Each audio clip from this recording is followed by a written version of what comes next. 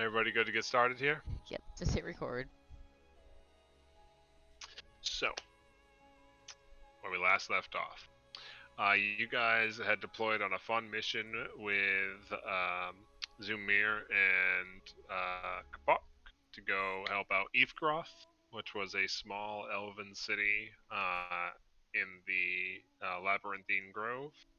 Um, that was famed for the herbs that they raised in connection to the druids that lived within the grove. Uh, they had been unable to contact them and noticed some heavy demonic activity in the area, so Zumir had requested assistance in going to help evacuate the population and see what you guys could recover from their herb gardens and some of the rarer, more natural herbs within the location.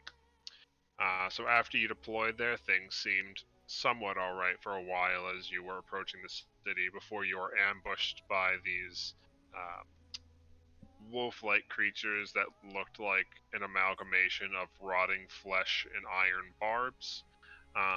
And while you were able to hold off a few of them initially, eventually more and more of them started appearing, and you had to escape deeper into the grove with the help of the local leshies, providing you some cover fire.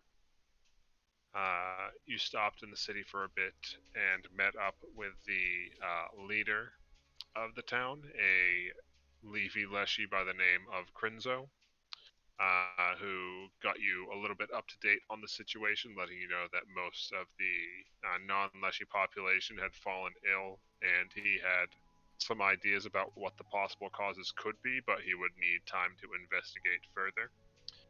And asked if you would be willing to offer the leshies watching over the city some assistance in caring for the populace and fending off attacks while he ventured further into the forest. He gave you a brief walkthrough of the village to give you an idea of where everything was and where how the people were. And I believe it was agreed upon that you guys would take a day to acclimate and start treating people and recover yourselves, and then tomorrow you guys would offer to assist the city further while Crinzo investigated to see if he could find the source of the problems. So, any questions before we begin? I realized the thing you meant. Yes. You never messaged me the thing that you told me when I was half asleep. After driving Cool. We home. will go over that again a little further when we get to it. But I will message you brief summary real quick. We hadn't rested yet, right? You had not. You got a brief walk through the village, and I believe you set up a door to the mansion in that house right before the session ended. Mm-hmm. And you guys were about to retire for the day. Because it was getting a bit late.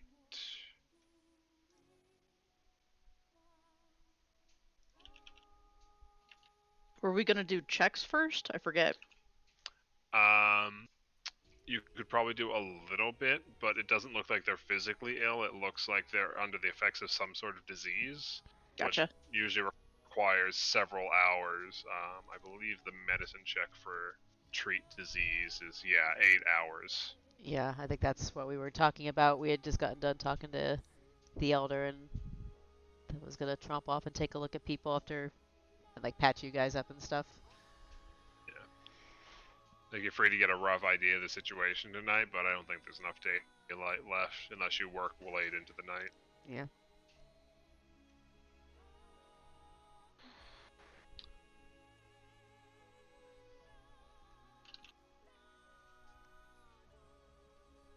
At the very least, I can try and patch you two up since you took some hits. To Zumir if I hadn't already, or if he had taken some. I will check his HP in 1 second.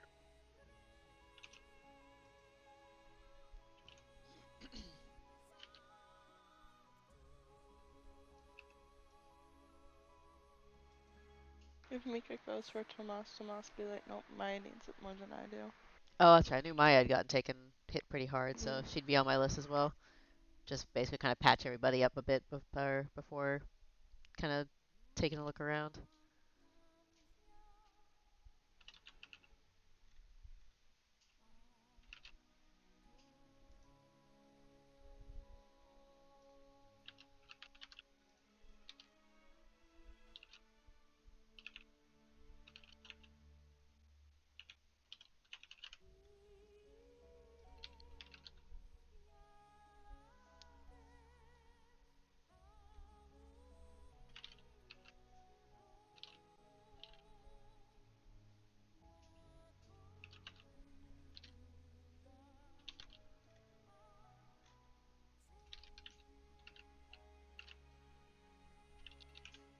There you go, Sam.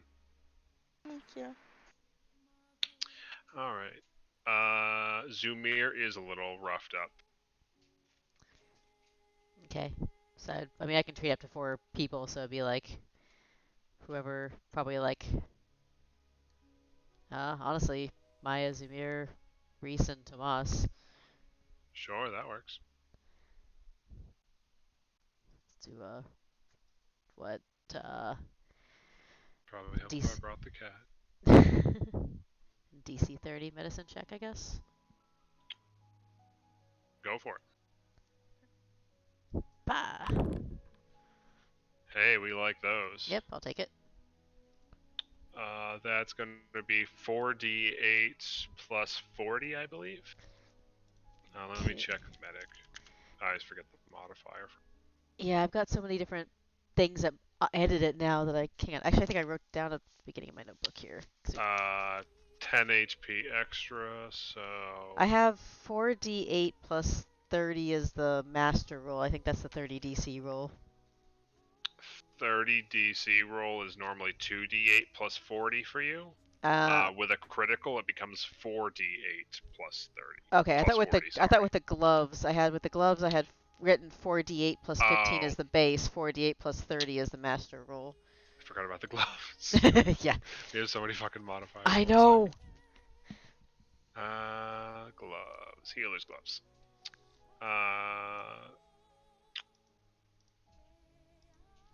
The gloves are their own effect. You just get a +1 to medicine checks while you're wearing, or +2 in this case, while you're wearing the gloves. Oh, gotcha. Okay. Yeah. Da, da, da. Okay, so So it's 4d8 plus 40, and you apply that to all 4 people. that is incorrect. How do you fucking do that again? Slash roll. Oh, backslash forward slash. That's right. Eventually, I'll fucking remember this. Hey, there we go.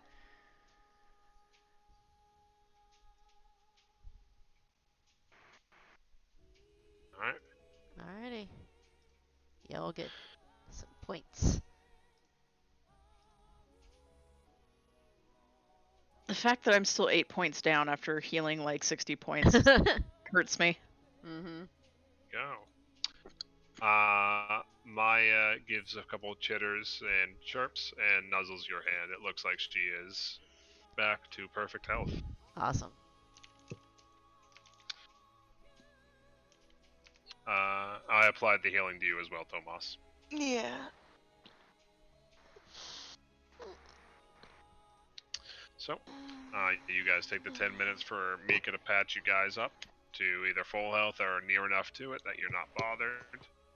What would you like to do with your evening?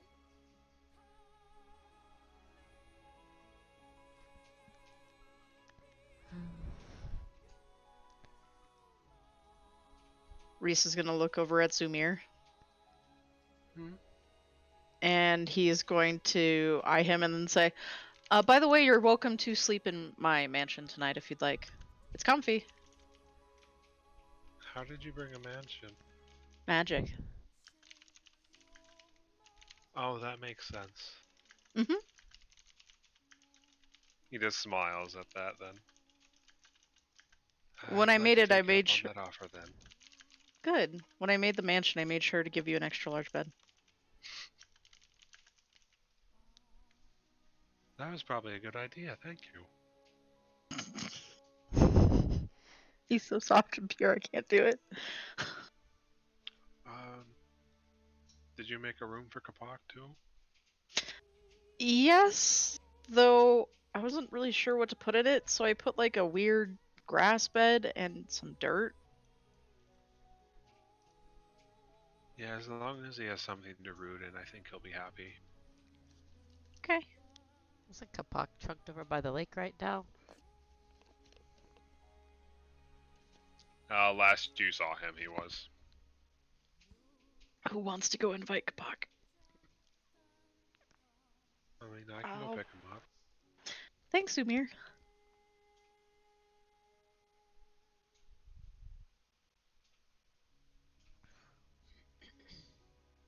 So,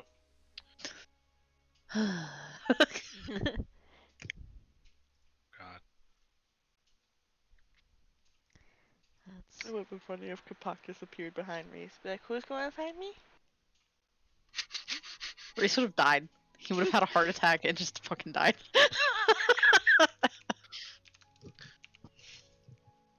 So, Zumir disappears for a bit, and eventually, would Kapak return with him? Yeah. Stan? Okay. Yeah. So, eventually the two of them would appear back.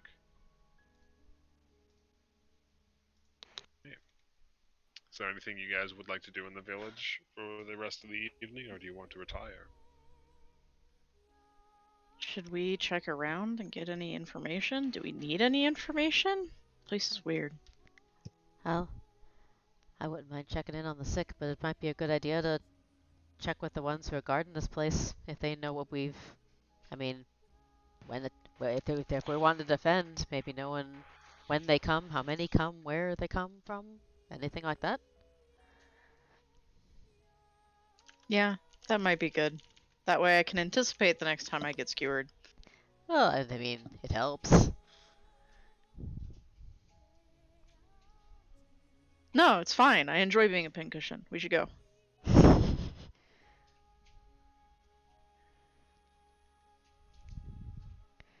Okay.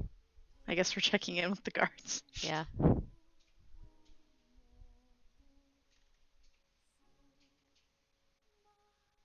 Alright.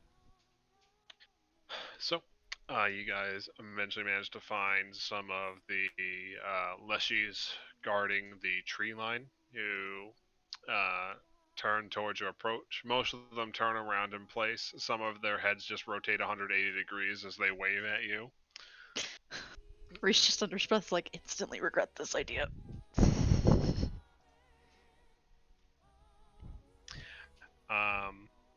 See, So is it just the three of you going? Is Tomas Or going did you- too? I was like, going where? checking in with the guards, seeing if we can kind of what they seen, like kind of we're supposed to help defend, kind of see what we're defending against. Yeah, so we'll go.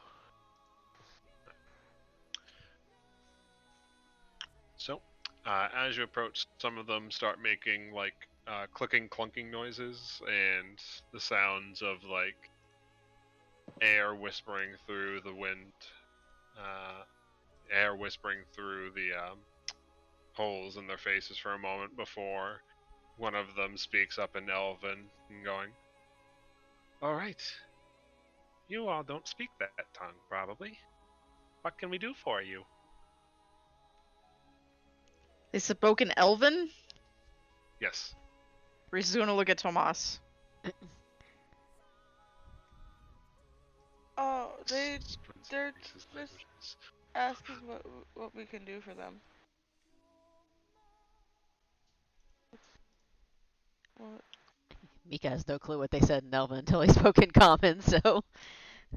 Tom also like leaned down and looked at them and he's like, "Do you little guys speak common?" They don't really know what you're saying, and I don't really know When's what they that want. Reese's language list?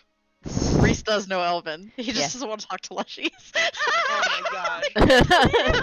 Yeah. That's why he looked at Tomas. What am I asking them? Um, what kind of attacks they seen lately? We just need to know what we're helping defend against, is all. Let's see. Ugh. He'll just like roll back his neck and stare down at the Leshies, be like, so we're gonna help defend and fight against things, and they're wondering, like, what the fuck's been going on around here in general. Oh, okay. Yeah. Hmm. Well, most of the other tall, squishy things have been getting sick, so we've been trying to help keep everything nice and safe for them until they get better. You're not feeling sick yet, are you? No. Oh, Should that's I? good. I don't know. Everybody else did. Then again, I don't remember your face. Did you just get here? Yeah, we just got here. We came from outside the grove to come help. Oh, okay then. Yeah. Demir and Kapak wanted to find herbs and such, and we heard Phelan had stuff he needed to defend against here.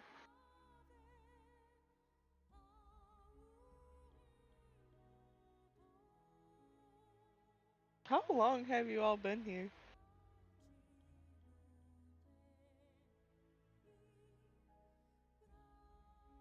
As far as I can remember. Oh, that's pretty long for Leshies, isn't it? Let me actually check. These guys are kind of adorable. I Because I sit here looking at talking in Elven, like, this is oddly cute, and I have no clue what's going on. I think Leshies are really old. Kapak's like 400 and something. Uh, As spirits, they do not age. Are neat. them? I swear, parents are And always Leshies like, typically I wish I had remain more the same arms. special forever. The Leshies really consider this outcome to be desirable. Little gremlins. Um, when did you guys show up again? I'm bad at remembering the year things that you guys use. Oh, no, that's honestly fair. Do you mean like when we showed up here, or like when our general like population existence happened? Because like I was born like 170 some years ago, and I'm like multiple generations in. No, I remember there was a time before the tall, squishy things. Oh, so yeah, okay. You've been here a very, very long time then. Okay, that's. Man, I love Leshies. Reese's eyes are very large, and his eyebrows are very close to his hairline.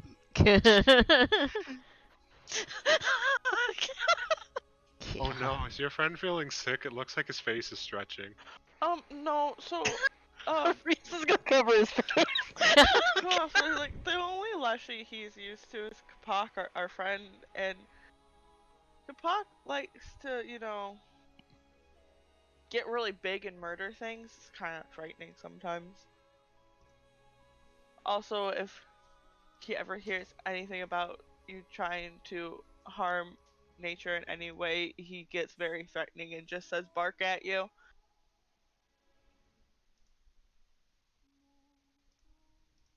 Is your friend a Leshy or a dog? Alashi. Oh, yeah, he has this magic wand that when he says bark, tree bark shows up. Reese actually kind of chuckles at Oh. that. He feels a little bit better. What the? Oh, I wish I had one of this. What was Wait, the what? question you originally asked again? Oh! Oh my Yeah, god. we were asking, like, what kind of attacks were happening around here. Also, like, side note, not Tomas, Kapak is 612 years old. Haha, we. We.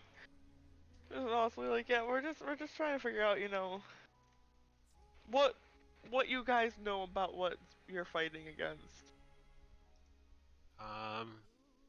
So the ones that we've run into so far, it looks like not only the tall, squishy people get sick. Um, Sometimes the animals do too, and then they die, and then they get back up again, and then they try to attack us, and that's not very fun. Um, Um, and then sometimes the trees get sick, and they get really mad when they're sick, and then they try to take out their anger on the tall, squishy things, but I don't think it's their fault. So we try to send them back home until they get better. Um, honestly, that's fair. Most things are our fault. did you make the forest sick? No, As they start reaching no. towards their weapons. No, we didn't. We just, the squishy ones, we like to fuck shit up all the fucking time. Let's be honest. He's like, Tomas, you're very bad at this. What? You're the one who didn't want to talk. Yeah, but you're making me want to. And that says something.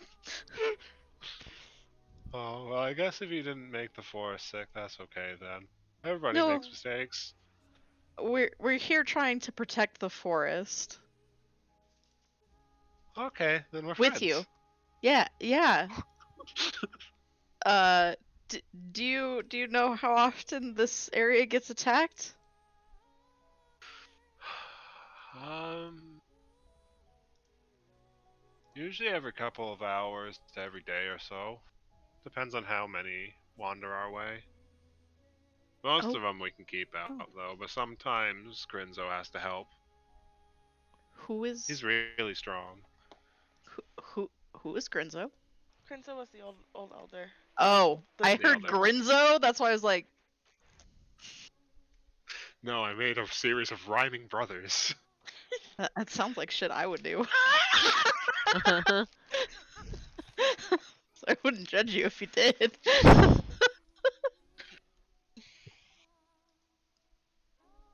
Okay, cool. Mika, what else did you want to know? um,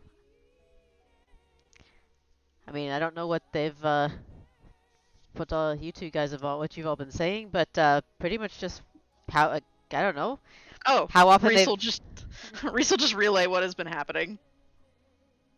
Oh, okay, so not every day, and but they do come in waves. Sounds like, huh? Or the same Yeah, things we ran into on the way here. The Reese will look back to Lushies and be like, "What sort of things have you been fighting?" They said like reanimated creatures of the forest and corrupted trees, essentially. okay, so same sort of stuff we ran into. Reese will just nod. Fun. We All right. Other than if they come from any particular direction, that's I don't really have any more questions for them. Reese will look back to Lushies and kind of incline his head and say, that's it, thank you." okay. Try not to get sick, friends. Wait, Thanks. about the sickness, like, when the elves showed up here, were they already sick? Or did it happen after they got here? No, no. Like some of them get sick every so often, but when they showed up a couple centuries ago, I don't remember them being sick then. So it's something that recently started. Mm-hmm. Okay. Matt, Yeah. um, the other night I remember asking if it reminded Tomas of what happened to Lena, and you said, we'll find out. Yep. Do I need to roll anything for that? No. So, um, it's somewhat similar in a general sense, but the exact Okay. symptoms seem to be a bit different than what you ran into. Most of the people here are succumbing to like physical weakness. Like it starts with like numbness of the extremities, and then like they get easily winded moving about. Some of the more severe cases, they're having difficulty breathing because they have a hard time expanding their chest enough to pull in air. It seems like they're generally suffering from like physical weakness, Holla. and you saw somewhat similar symptoms with Lena, but nothing to this extent. And it didn't seem like it was a widespread, like, contagious thing like what was happening here. Okay.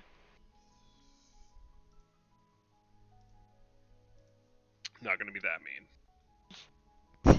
I was just curious. Yeah. Alright. So, unless you have any other questions, the leshies will wave at you and then disappear back into the tree lines to go back to helping. Reese immediately relaxes. He's like, that is, I think that is the most stressful thing I've ever done. They're just leshies, though. They're just leshies.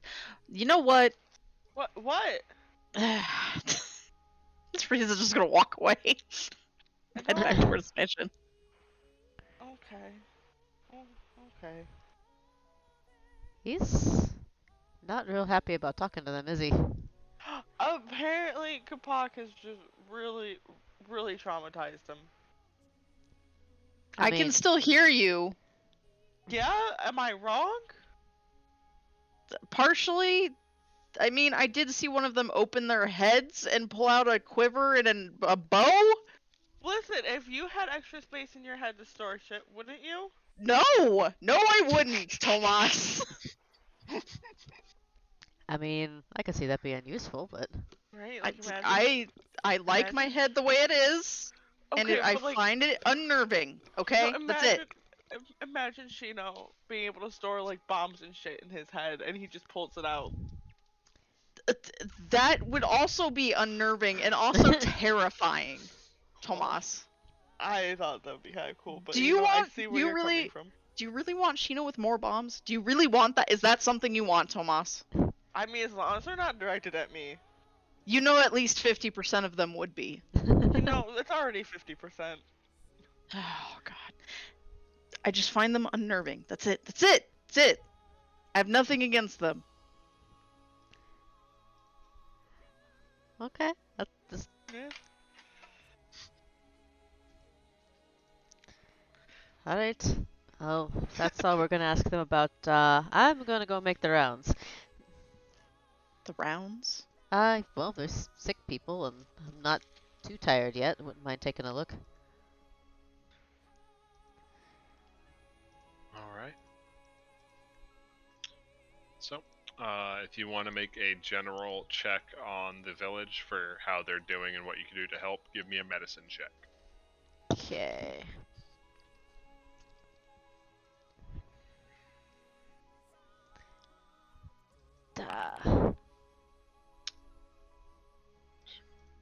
So, as you're going around, you don't see any obvious symptoms about what the exact disease could be.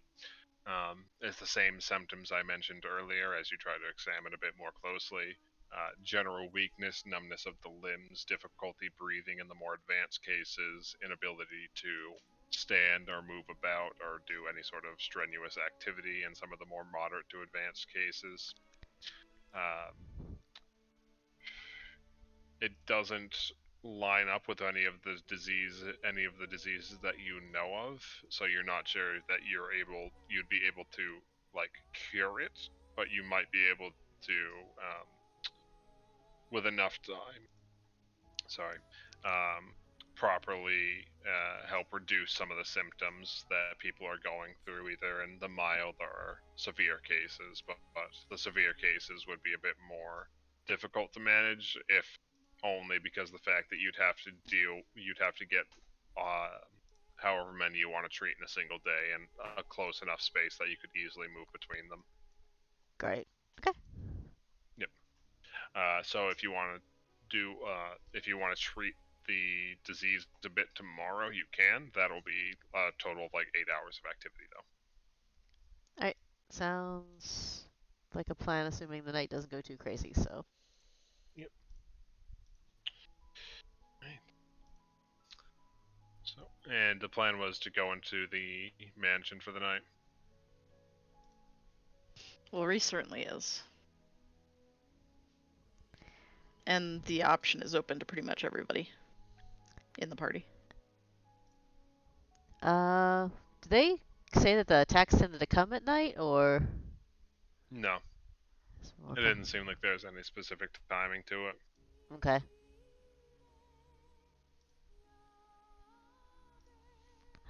If they're not in danger of getting attacked overnight, then I probably wouldn't mind taking a nap in the mansion. Well, aren't you lucky because you're only going to be sharing that floor with Kapak and Demir. Alright, it's fine by me. I've adjusted the room sizes accordingly.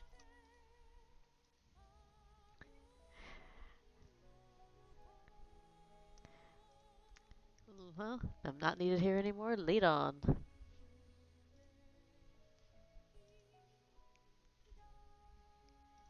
Reese is gonna step inside the mansion and let everybody in, and then immediately say, "I'm going to go take a very long bath.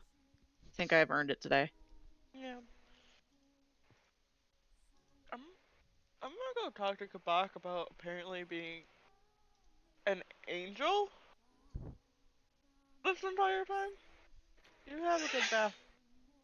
I will. What? Okay. You know what? Never mind. That sounds good. I'm just gonna go relax for a while.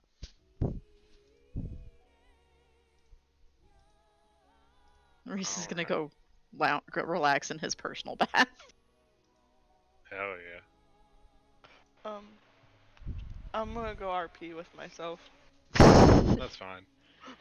This is so exciting. I'm so happy about this. I mean, I'm not gonna do it out loud. Do it. Do it. No. Do no. it. Do it. No. Do it. No. Come on. Nope. Sam. I shan't. Why? Cause Coward. I'm not even gonna stand here and be like, "Hey, Kabak, what's up?" Hi, Tomas. Why not? Because I'm not doing it. Yeah. You can't make me. Wow. Can't believe you're denying me this on the I- week I of my am. birthday. Listen, you told me I'm not allowed to give you any more gifts. What? We had an entire discussion on this. Yeah, you're giggling because you know you're full of shit. I know. I am offended right now. Come to me in my house on the week of my. Yeah, basically. Literally, my house! My character's house!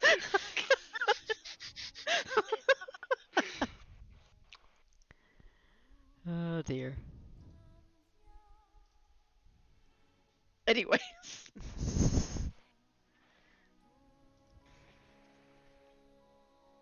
Reese is just gonna dissociate in the bath and blow some bubbles. It's gonna be fine.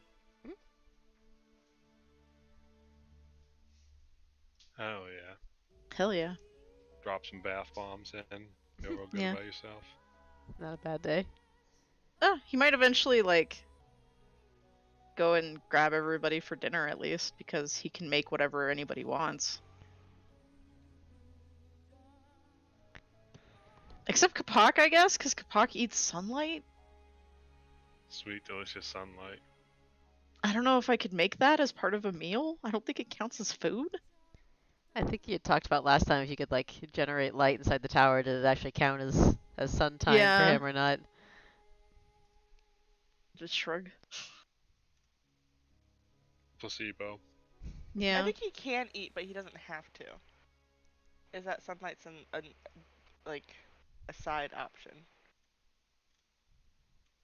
Well, Reese will make anything that anyone requests,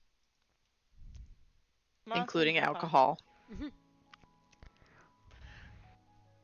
You know what I'm realizing right now? What? Tomas, not Tomas.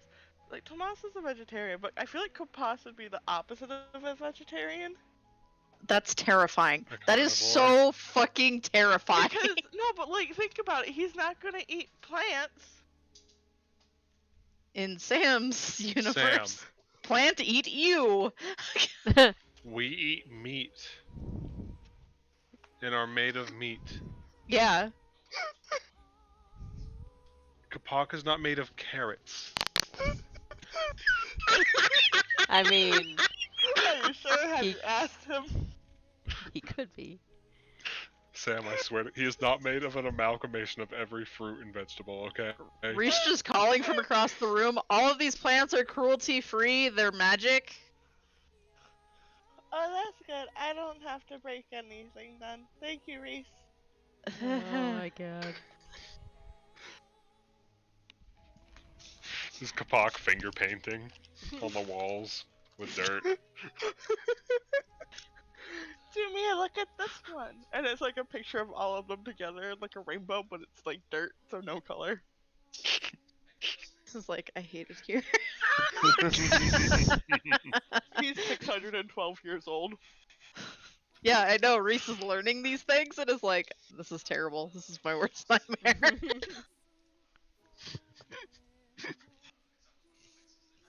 Just the trees got you being like, when did elves first show up in the elven lands again? God. Alright.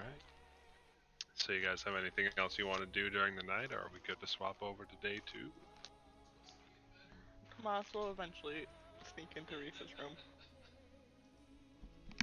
Reese will let him, Wow. grudgingly.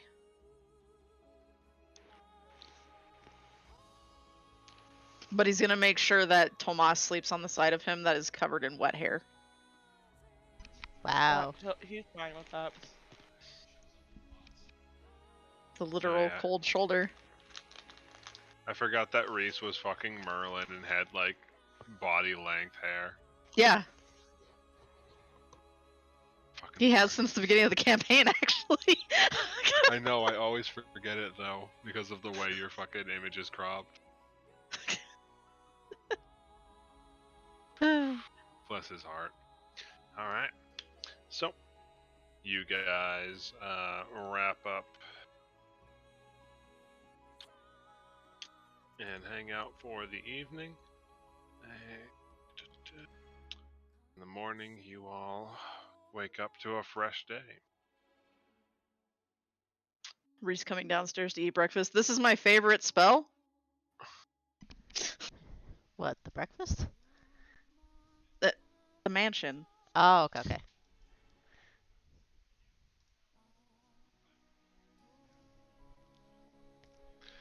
Reese, when you walk downstairs, the mural of the party in mud has a flower crown on one of them. It's made with flowers pushed into the mud. Aw. She's like, where did he get flowers? I made them!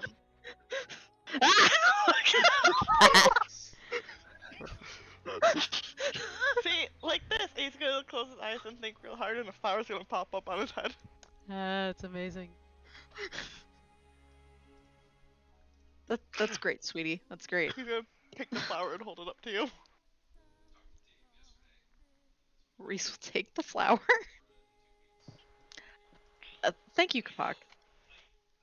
Yeah, I'm gonna go back to making pictures. Sweet. Yeah, you do that. You do I'm that. just gonna You do waddle that. off and start finger painting on the walls Okay. again. Okay. Okay. God, I love this.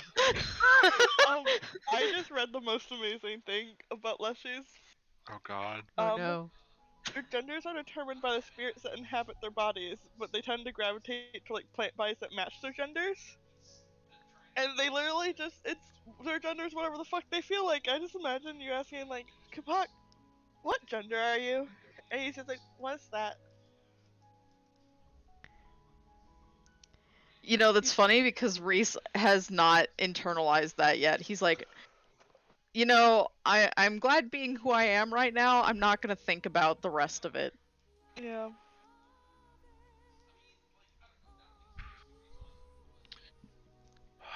Oh, speaking of races, by the way, I have to bully all of you about it later, but they dropped a bunch of new expansion stuff, and they added 6 new races. Wait, you sent me the stuff to look at, and I forgot.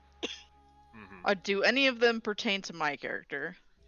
There is a level 20 feat for every single class. I don't think the Bard one was particularly... The Bard one is like a weird meme. It might have some like Gigabrain way to use it that I can't think of, but I didn't see a way Oh. to apply it in Did they drop a new really strong way. spells? Yes, like the one I sent fuck. Oh fuck! I didn't look at new spells. you. That spell was what the hell was it? The inconspicuous aura one. They changed the way the spell list works. Where was? Oh, it's not sorted by spell level anymore. Help. You can tell it to sort by spell level. What was the latest update? There were 3 of them. That's the problem. Or 4 of them. Maybe it's these? Pathfinder 164, Pathfinder 165. 166 is the one that had the spells in it. It had 3 of them. Okay. Were there any other spells? I think those are related. No, those are Phoenix Bloodline spells. What is Yeah, it's just Return those 3. Beacon? What the fuck is this? New spell. I don't think there's anything I'll swap out, so. Yeah. It's essentially a fucking return point. Yeah. I kind of like this weird like time theme that happened with the Ranger Yeah. and Oracle ones. Yeah, the Oracle one is super fucking funny for Iranon, because it's like, oof, I made a bad decision. That's other me's problem. Just yeets himself back. God. No, he pushes the consequences of his actions onto an alternate universe Iranon. He'd do that. He would. I was trying to find the one for Fighter. Because they added new level 20 feats for everybody. Oh, here it is. Oh, yeah, they added the Eber thing as a level 20 fighter feat. Sever Space is a 2-action level 20 fighter feat. You're wielding a weapon that deals slashing damage or have an unarmed strike that deals slashing damage. You destroy the space between you and your target, allowing you to strike with your melee weapons at great range. Make a melee strike at the required weapon or unarmed attack. The attack gains an 80-foot reach for this strike. After the strike, regardless of success, the world rushes to fill the space you destroyed. You may either teleport to the closest space adjacent to that target or attempt to teleport the target to you.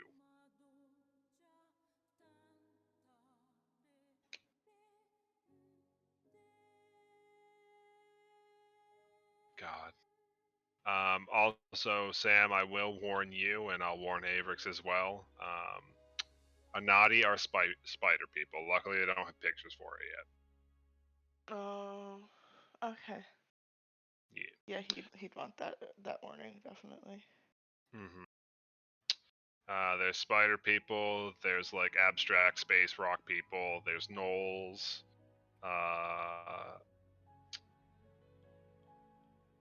I have no idea what the fuck Galoma are. Gripply are frog people, and Shisks are like weird vegetarian people. But yeah, yes, back to the game. So, it is the morning. You are all enjoying a nice breakfast within the mansion. What are your plans for the day? Out of curiosity, when would Tomas realize that information you had me roll for? Soon enough. Okay. Like, unless you want to roll me like a random like D100. That sounds like fun. What's going on? Sam's just rolling to see if. Okay, no, it doesn't occur to Okay. Tomas yet. Okay. Meow, meow, meow, Me. meow. Alright, so you guys are enjoying your breakfast. What do you want to do with the day? There we go. Say, unless people need me, I'm gonna go see about doing a more full treatment on people. Unless you got something else you need me to do.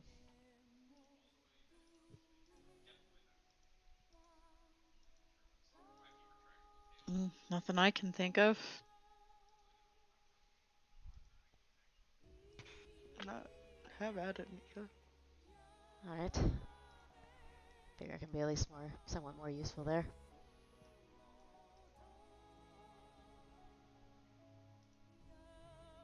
All right.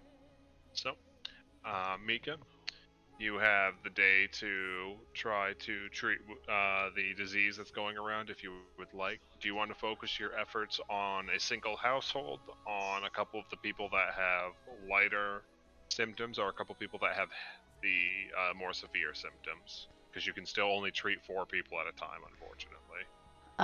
She'd probably make for the. Let's see here.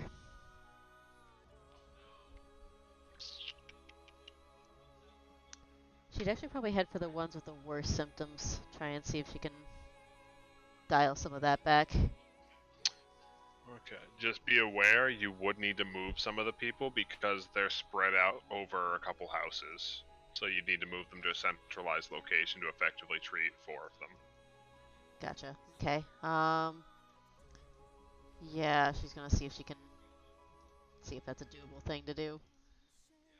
Consolidate people down a little bit to where she can be more effective. Mm-hmm. Hearing that you're trying to help, um, roll me just a diplomacy check. Diplomacy. Ah, there it is.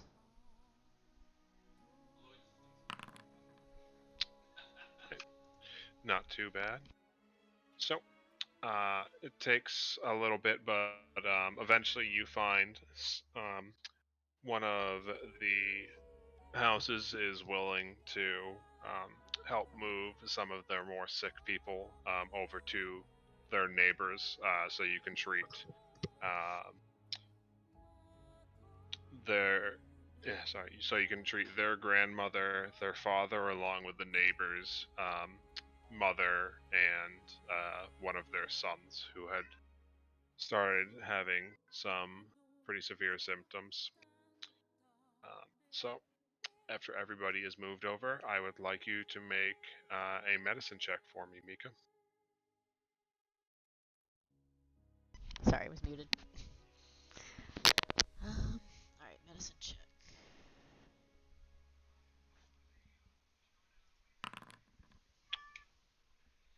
My needy son. All right. So, as you suspected earlier, it doesn't look like you have anything that would be able to instantly cure whatever is afflicting them, but you at the very least can ease their symptoms a bit and make it easier for them to try to overcome the disease moving forward. Um, so you have a couple. You um, take a couple of herbs that are known to stimulate um,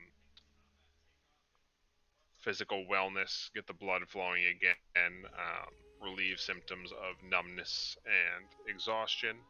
You help give them a little bit of muscle stimulation in their limbs if they have started to atrophy a little bit from not being able to get up on their own, things like that. And over the course of the day, some of them start looking a little bit better. Um, they are still mostly bedridden from um, the disease itself, but they, with the help of some of the more willing family members, you get them to try to walk around like while people are helping them up, like carry the weight on their shoulders a little bit, just so they can try moving at all. And it's a long day, but you think that it'll help out a bit in the long run. Right. Awesome. All right. So while Mika is off assisting the people in town, Tomas and Reese, what would you guys like to do? I will note that shortly after your departure from the mansion, Eventually, um, Crinzo tracks you guys down. Hello again, dears. You're looking much better today. Are you in a state that you might be willing to look after people here for a short time? I think we can manage.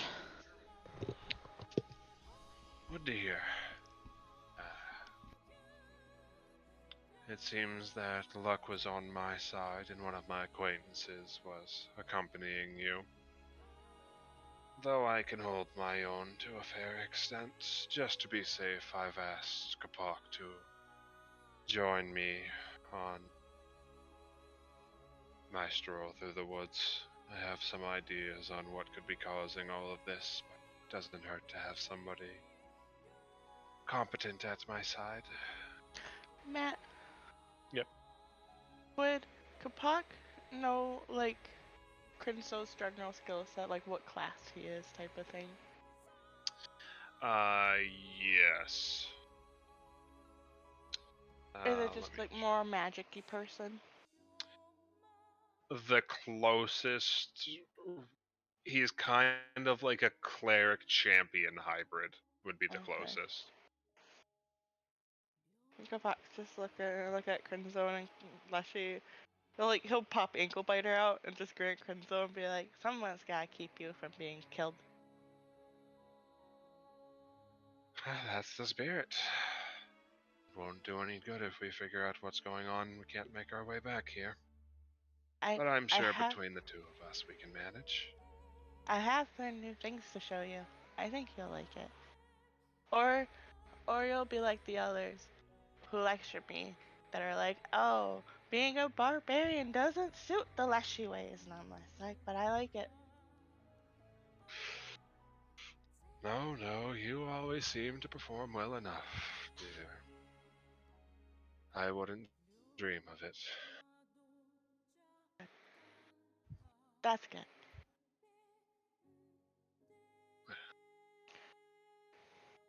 It's Kapak is best going. not. Sorry, go ahead. Oh, I was like, Kapak's gonna look up at like the rest of the party and be like, um, so while I'm gone, and I'm not here to make sure that you all don't die, because you're squishy. Don't die. I think we'll be okay. Thank you, Kapak. We'll do the best we can. That's not very comforting, but you know, you got Zamir. We made it this far. I think we'll do okay. I'm a I'm mage surprised. and a dragon. When did you become a dragon? Apparently, I've always been a dragon. Surprise. Now it's just extra surprising that you survived this long, really. It's okay, Kapak. I'll make sure they're fine. Oh, thank you, Zamir. Alright, have fun with your friend. Okay. Reese's fear currently has been bypassed by indignant rage. Best not to burn what daylight we have. We'll be back as soon as I can confirm or deny my suspicions. Do keep safe. Alright. So Crinzo and Kapak depart out of the northern part of Eafgroth. And hopefully they'll be back soon enough.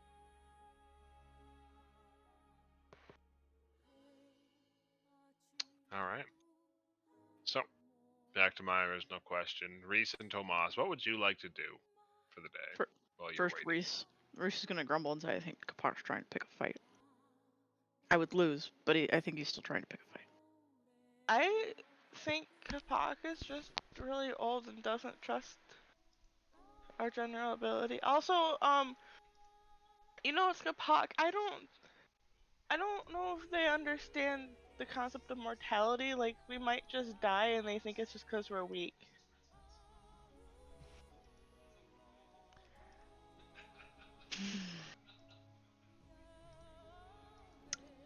Well, I need something to occupy my mind before I get really mad. What it? Do we even know what needs doing? Should we be patrolling? No idea. We might be able to help out with patrols for a little bit. If you don't have anything else in mind. I stopped and checked in with a couple of the caretakers, and it seems like a couple of the gardens nearby are still holding together well enough. We could probably use this time to gather some supplies. Yeah, if there's like nearby places we can find herbs and shit, where we won't get like murdered by revenant creatures. Yeah, it sounds like there's a couple still within the city limits that the Leshies are protecting. It's just that the elves haven't been able to get out and help gather any of it for a bit. So as long as we... Sorry. Since we're taking them back with us anyway, might be a good idea to gather what we can here before we have to abandon the place. At least for now. Well, I'm not very good at identifying herbs, but I'll definitely do my best. Oh, I can help you with that. Sweet. Would Tomas's like survival skill help him with identifying herbs? Because he doesn't have medicine, but Yes, survival or medicine, as long as... Because you also have your alchemical background, so you would know herbs. okay. Alright, so... anybody that wants to assist Sumir, I need a survival, medicine, or nature check. So, funny story. Mm-hmm. Oh no. My nature skill is the highest one. Alright. I also forgot that my lowest modifier on my skills is now 15. Yeah. Okay, let's check the DCs. Alright. So, it's a bit overwhelming at first, trying to properly sort everything out. Some of the herbs are very similar looking. Some of them you can barely make out from the weeds that have started to pop up in the gardens themselves, and you have to be careful not to pick anything that's too overripened or underripened, being that they might have lost some of their properties, or in their current state they become extremely poisonous or nausea inducing or similar things like that. Um, but with the guidance of Zumir, and some skills that you guys have picked up in your long journey at this point, you managed to stockpile a decent amount of some of the Eathgroth herbs. So, noted that here. Side note, Reese definitely tucked the flower that Kapak gave him behind his ear because he is terrified. Kapak is a good boy. But also because it's pretty. Reese It's like flowers. got like blue petals and glow slightly. It glows. Yeah. Oh, Reese that's just awesome. like mm. Yay, bioluminescence. That's awesome.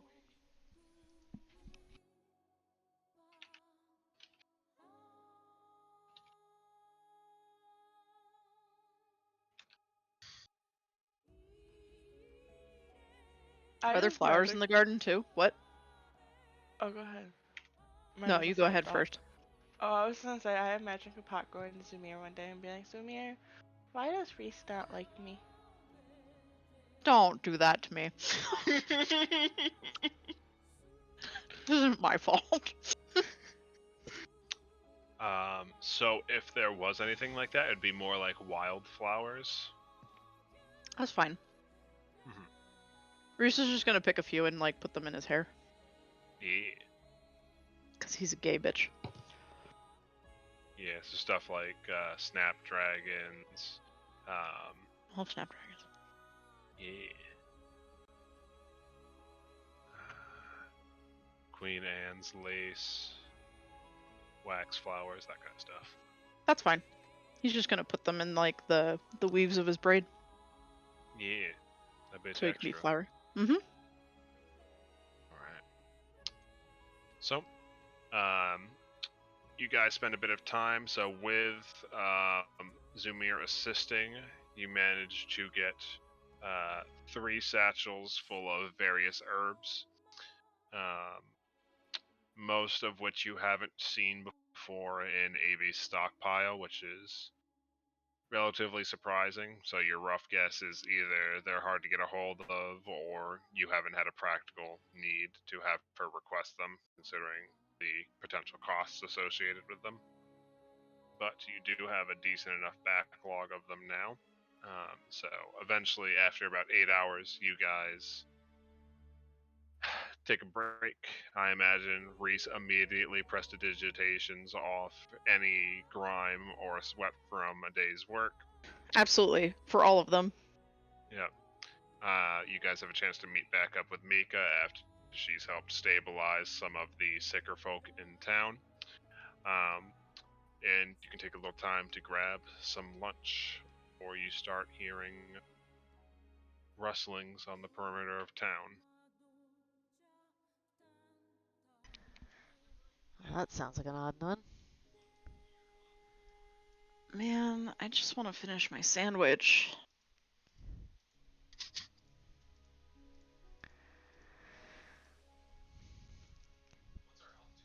Alright. He stands up, goes.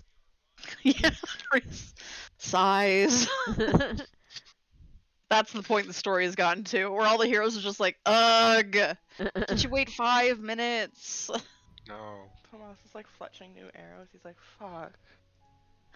Just all of them just like, Alright.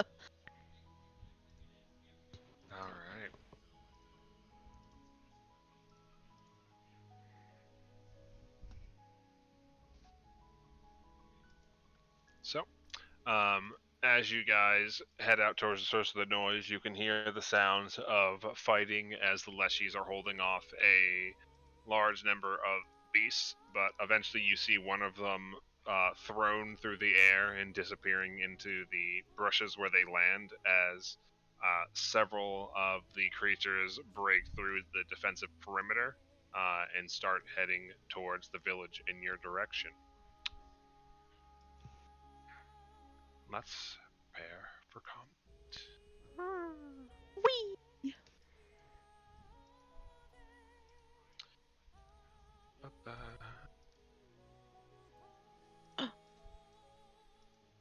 Whoa. Ah, what is that? Oh, it's cute actually. It's like a crocodile. If you ever met the Mary at my work, I feel like you guys have your ideas of cute. It's a very Speaking wide of range of cute. crocodiles, Vid, have you seen Crocoloki? Yes. I love Crocoloki. He's the proper canon Loki. It's amazing. If I remember, I think I saw a spoiler where he like bites off somebody's hand, and I was like, yes. He seems to I saw like a fucking fan cam of him. He seems to constantly be an ornery fucking attack people on sight. Oh, he's awesome. I love him. I was just like, what the fuck? Okay, this might as well happen. I'm gonna be a crocodile next campaign. If you give Pathfinder long enough, they will let you play as a fucking crocodile. I'm pretty sure. Not the even fucking- like a bipedal one, just a normal crocodile. And then I'm I'll like pretty Sith sure the wield a sword. I'll have to look into it more. I think the spider people are literally sentient spiders that use magic to have humanoid forms. Oh, God. Sam would never forget. Neither Sam would forgive me if I played a spider know. person. I would be a little bit better than Sam. I just don't like them. But I Yeah. don't. He'd hate you. Yeah, I know. Aw. Even though I love Alright. spiders. Let's roll me some initiative, friends. Oh boy! Wait, did I actually roll decent? What? Yeah. Hello? Oh, Oh dear. You're going before Tomas? What? And me. How dare you? When does that happen? Oh Never. yeah, I should probably finally put this picture up.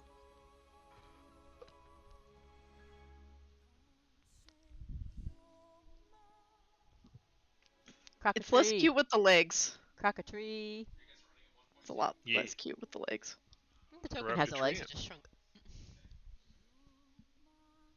All right. So, put some proper music in here. I was gonna say it's so peaceful. Mm-hmm. Where's that song? This is terrifying. I don't like being first in initiative. It feels wrong. Oh, I get to demoralize somebody. Yeah. Cool. I'm gonna try and demoralize that dude. That's a performance Alright. check, right?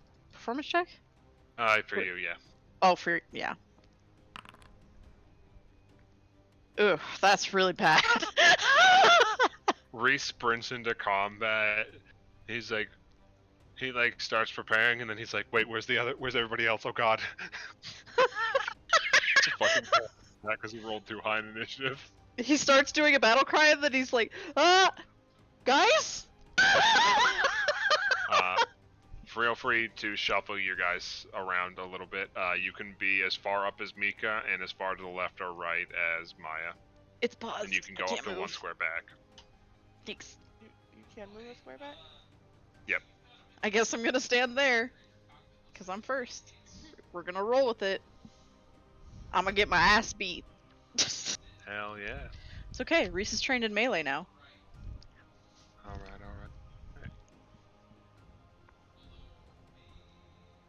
Yep, Perfect. I saw that coming.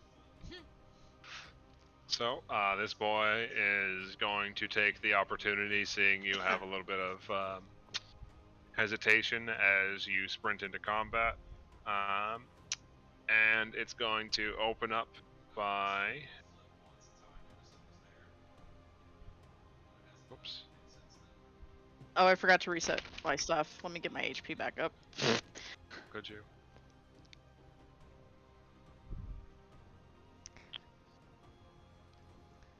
Alright, so let's make a strike.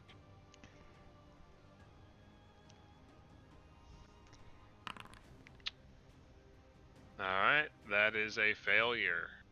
So it rolled a natural 1 and is going to shift back. Teehee. Can I swing on him? Nope.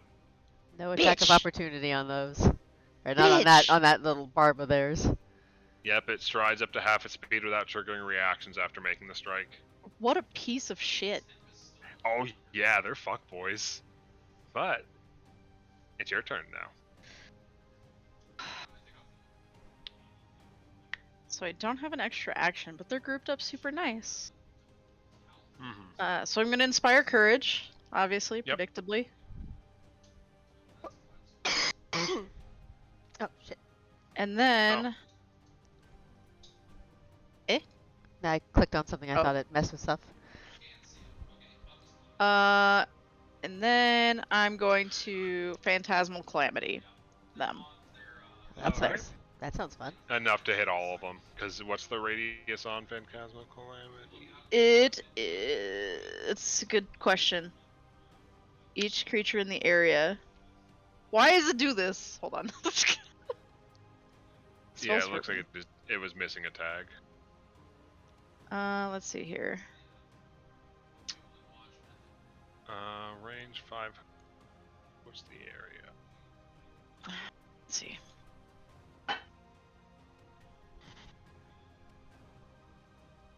Come on, Nethys.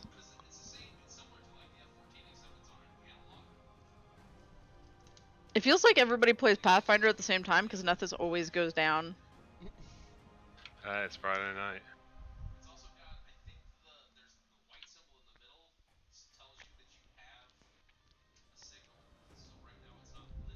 Phantasmal Calamity.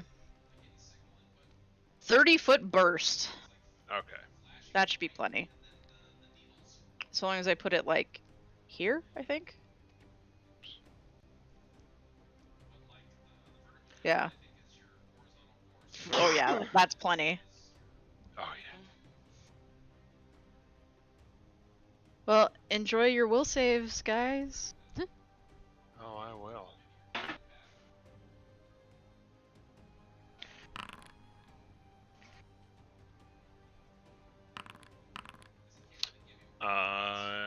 No one made it, and the far rightmost one critically failed.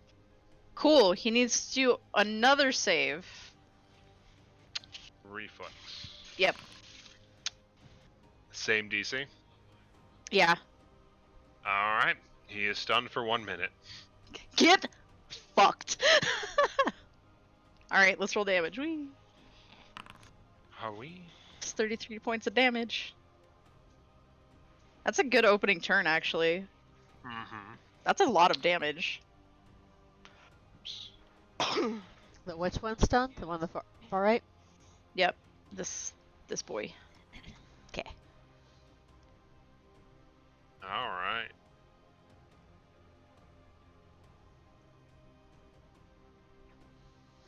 Anything else on your turn?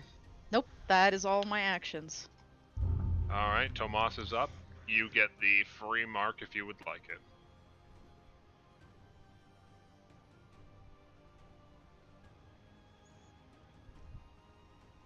Oops. Sam? I muted myself. Haha. Ah, we. So I have double prey. Can I use that with my free hunt prey? Yes. Okay.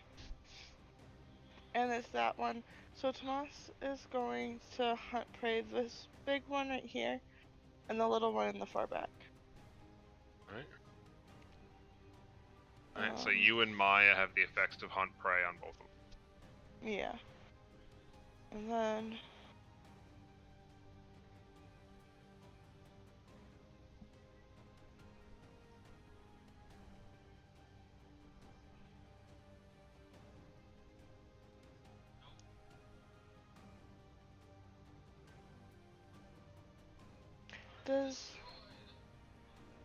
would this big guy be giving like lesser cover to this little guy?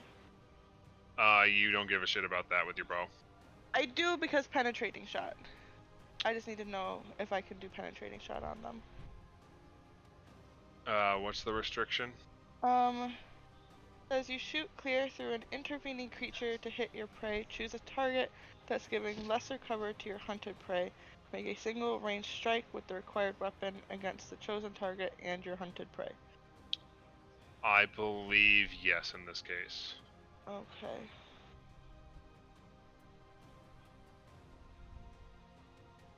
I'll look up the rule to be safe, but I'll allow it this time. Make a single ranged strike with the required weapon. No damage only once and apply it to each creature you hit. A penetrating shot counts as 2 attacks or a multiple attack penalty. Where is... So I will do a strike. A 41. To hit? Yes. That crits both of them. So it's 65. Hot damn, okay. And the electricity arcs 5 feet or 10 feet? Oh, it doesn't Oh, matter, God. they're 15 feet away from each other. Yeah. You can electricity from the first guy to either of the other targets, though. I'll do it to the little one. Okay, that'll be safe. So that is 2 damage. Oh, sorry, 4 Two. damage.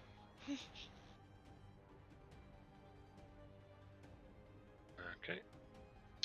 And you guys take that, and the guy in the back is immobilized. Because a critical shot with your bow on a hunted target. First guy isn't, obviously, because the arrow is no longer inside of him. Yeah.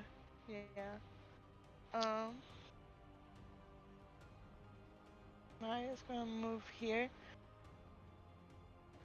And then Tomas is gonna use his last action to make her large. Okay.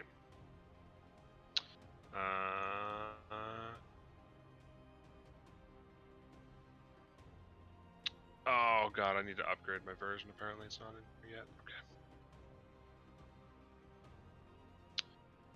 I'm spoiled by the updated version in Bit's campaign that lets me just slap enlarge on somebody.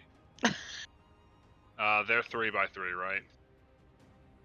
Huge, yeah. Ah! Big kitty. Right. This being the Mine first is time large. Reese has ever seen this. We saw it last time. I... Last fight we did. Yeah, I she wasn't got... fighting. Yeah, she got big Yeah, last the time. first round. Oh.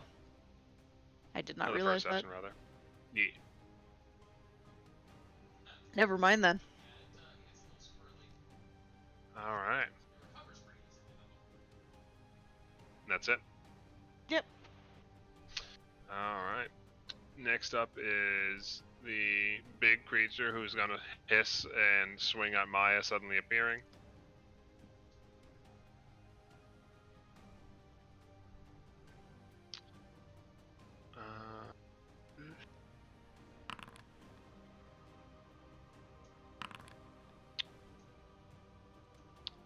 So,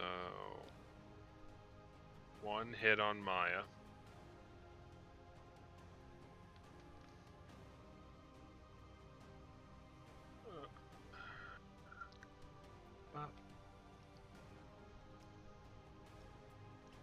So it digs a barb into Maya's side, but they slap the creature, so the tail misses on the second swing, and then it's going to try to tear the arrow out of itself so it can run free. Where's athletics?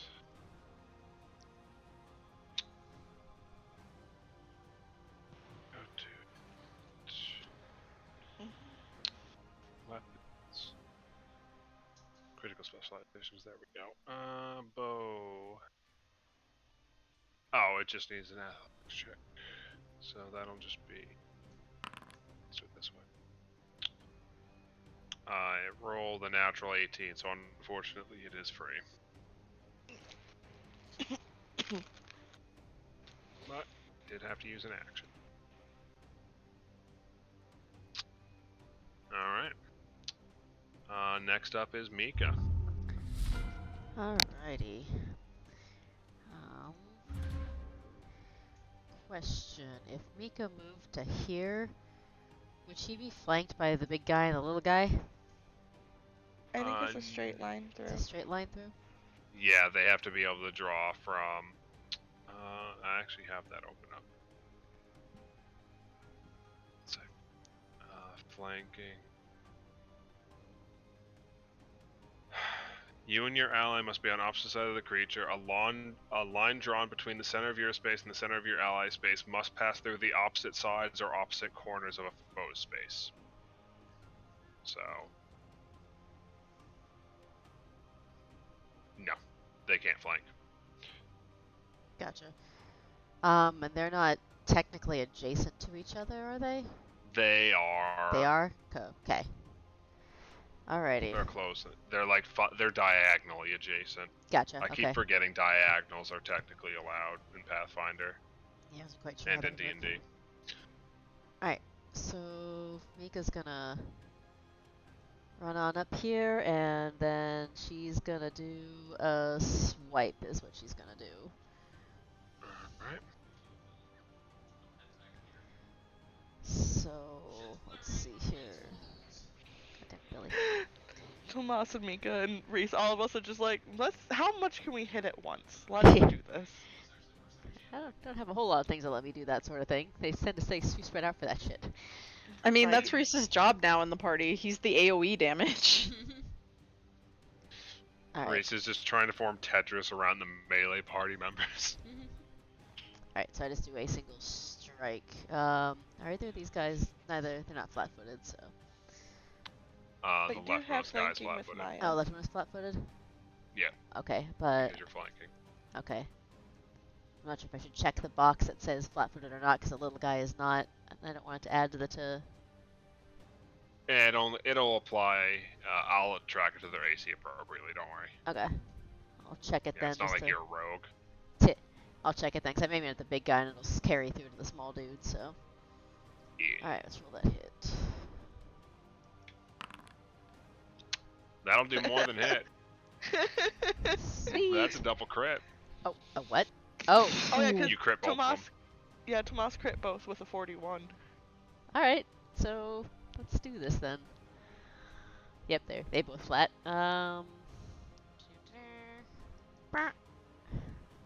Haha, we. Haha, we crit goes zap too, doesn't it? Yeah, how do you want to transfer the electricity? Clay Golem can, I want to say, runes, lightning runes. I think it it's would. a shock rune you have? Yeah, I think it works the same as Tomas's. It's going to a close Yeah. thing. Yeah, I'm just double. Okay, 10 feet. So, who do you want them to shock? Is it gonna carry just from the big guy, or is it gonna carry through from the little guy as well? Each of them was critically hit, so you get to zap from either of them. Okay. The guy in from the both of them, rather. the little guy in the back is too far away to be zapped. He's too far, yeah. But Oh, it's up to 2 creatures of your choice within 10 feet of the target. So these guys are getting mollywopped. all right. So I will apply that to him as well. Don't worry, there's only one possible way to apply it that way then, so don't worry, we're fine. Yeah, how much electricity damage? Jesus Christ, okay. It's just 1d6, right? You rolled a 6, so it's 12. Yeah. Oh, It's 12 so how do I electricity see damage. that? I just 24 see. electricity damage. If you click So on... if you click the damage, it shows you a dice breakdown. Oh, that's handy. Yep. And because you crit and you hit 2 people with that crit, it does 24 damage to each of them. All right. I'm Thor for a turn. Cool.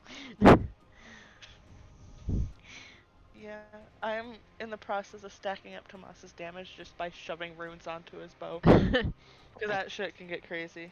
I guess the electricity kind of all carries through onto the big guy that's stunned, unless that's gonna unstun him. No, he has to make will saves each turn because he thinks he's trapped under, he thinks the ground just collapsed underneath him and he can't move. Gotcha. Okay, so yeah, it all totes through onto the guy I couldn't hit. Yep. That's it Alright. from my turn. The tiny dog in front of you looks pretty roughed up. The tree to your left has, one of its arms exploded from the electricity, and the rest of it looks like it's about to crumble. Alright. Alright. So, next up is Zumir. What do we want to have the boy do?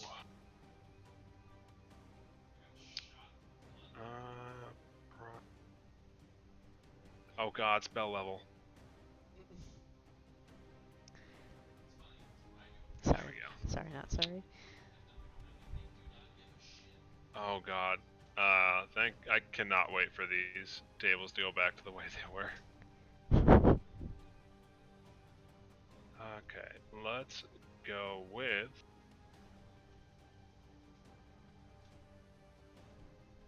Yeah, that works. 20-foot burst. Oops.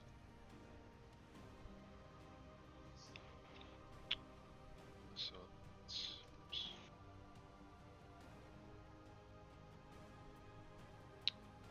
About as good as he can get it without hitting another party member. So, Zumir is going to chant an incantation, and you see the clouds begin to roll overhead, and it begins to pelt the area with a storm of acid. Let's get reflex saves. I think the stunned creature automatically fails his fucking reflex save. Mad cackling. I think he can reattempt his save every turn, by the way. At the end of his turn, yeah. Okay.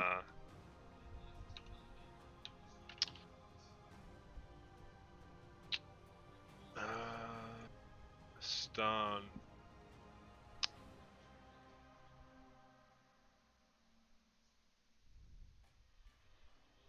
You can't act while stunned. Stun usually includes a value.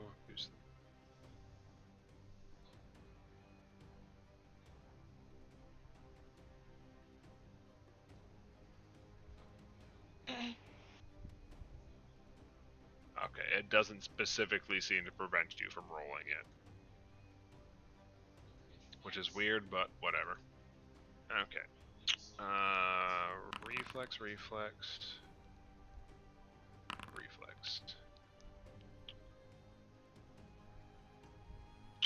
Okay.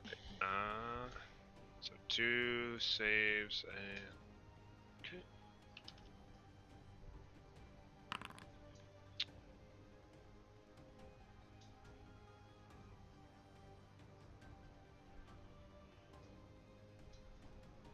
Alright. And then everybody else is being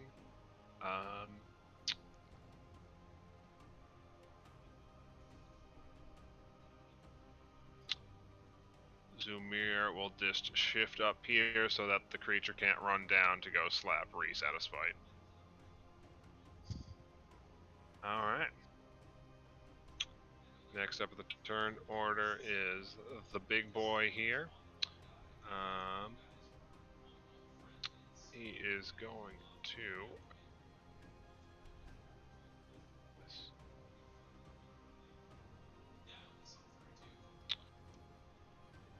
Alright. So it's going to pick itself... Oh no, it's on the ground. So knocked to the ground with its legs and splinters, it's going to thrash wildly once at each person around it, starting with Mika, and then working clockwise.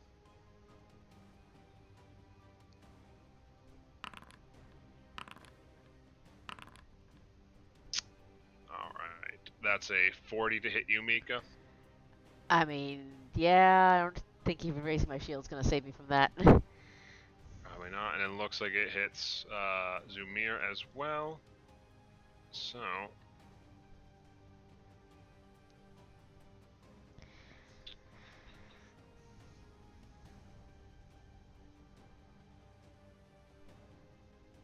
Okay. Mika, roll me a fortitude saving throw. Fortitude save. Alright, you're fine. As is Zumir. Okay. So you just gotta worry about that and that. Nothing too bad. Alright, and the other boy flails about but isn't able to hit anything. It's still bumblefucking its will saving throw to disbelieve. For the stunned effect, hold on. I think it said will, yeah. Yeah, attempt a new will save at the end of each turn. Okay. Rip. So yeah, it is fine. Alright. Back at the top of the turn order with the creature north of Mika. It's going to do the dash and slap again. So, we're going to go whop. And that's a 28, so it's going to completely whiff Mika. Yep. And then what's the range on this? And then it's going to cough up some bloody shards of metal, and then lob them over Mika and into Reese. Listen, you bitch. That's a natural 20 for a 36 to hit. Oh my god. 36? Yeah, that hits. Yes. That's a crit, so. Mm-hmm. We Indeed. So, one of the pieces of metal digs itself into your arm, and as you look down, you can see that the metal is serrated and you're starting to bleed pretty heavily. Oh, good. You are now taking 3d6 persistent bleed damage. What? Ow! That's not good. Ow? Hello?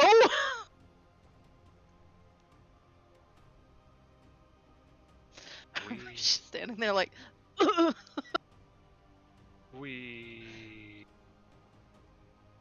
Alright. And that's the creature's turn. Reese, you're up. this bitch. alright. Like, alright, but listen here. Reese is gonna cast Inspire Courage. Yep. He's like, that wasn't very nice. That wasn't very nice at all. Let me see here. How big is that burst right there, Matt? That Zumir set 20 down? foot. How much? 20. 20. 20. Okay. I was just gonna reuse it, but this would be a 15 foot burst. I'm fumbling all of my words today.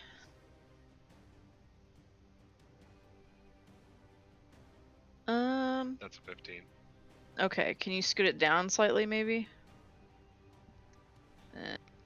And to the right, Oops. maybe? Yeah, I can really only get 2 of them, huh? Yeah. That's okay. I'm going to cast Shadow Blast. Wee. I'm not a happy camper. On this bitch. The reflex save.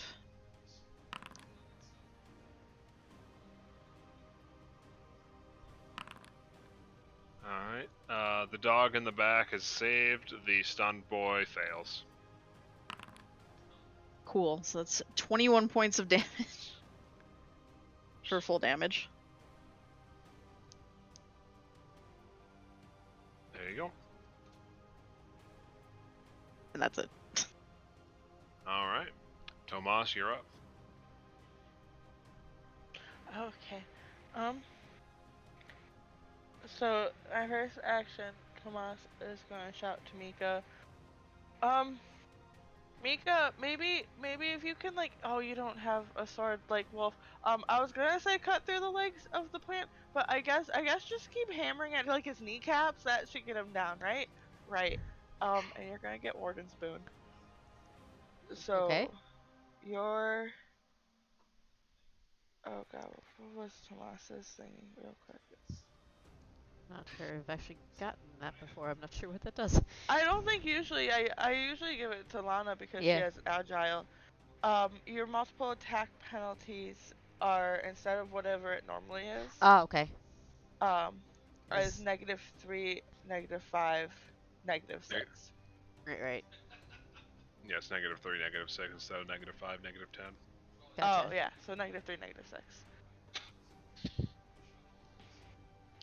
So you can hit more with a better chance. Mhm. Alright. Then. There would. Hammers work. Mhm. It works on everything, as long as you're swinging on Yeah. one of the targets with the broken shield icon. Yeah. Mm-hmm. He just usually does it to Lana because for agile weapons it's -2, -4. Ah.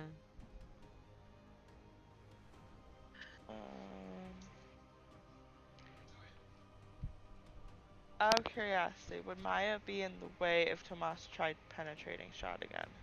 Yes. Okay.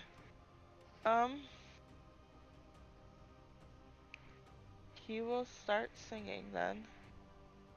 Just like a small old elven tune. And then do a hunted shot on the... We'll do the little one in the back. Okay. Roll me hits.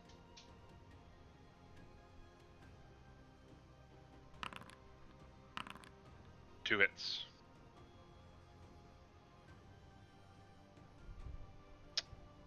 Alright.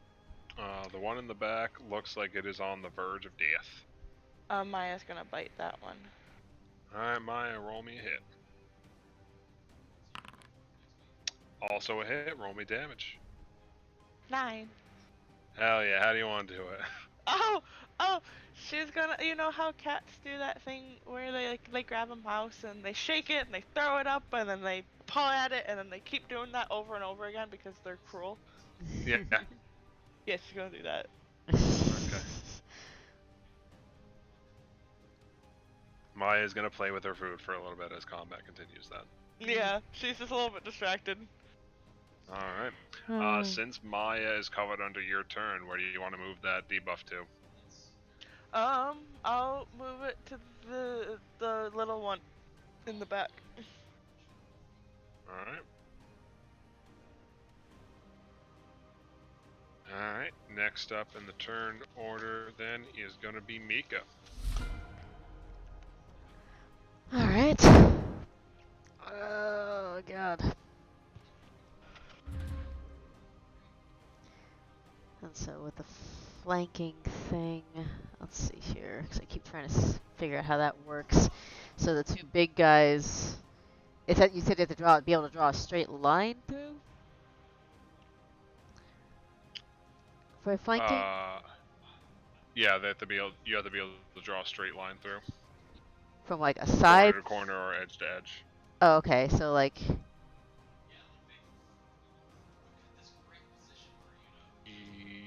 From center of their square to center of any of their squares. Yeah, so they could technically count as flanking for you. Okay. Because that's what I was trying to figure out was... Let's see here. Um... Got a couple different things I'm trying to make sure. Let's see here. So flourishes you can only use one per turn, but you can use multiple press at things, correct? What was that? So like flourish attacks or flourish maneuvers you can only use one per turn, but presses I think Correct. you can use multiple? Presses you can only use as once you have a multiple attack penalty. Right. Okay. So let's see here. And the one to the upper right of me is he still stunned? Is that what that is? Yes, they're still stunned at the moment. Okay. Alright, so I'm gonna try this. I'm gonna smack at, just take a swing at this one. Alright. That one's still flat-footed, looks like. That's another crit. Jesus H. Christ. Alright. Yeah, that'll do it.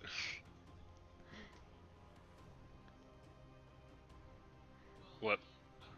Oh shit. Alright, well that changes what I was gonna do. I'm never gonna get to use this feat.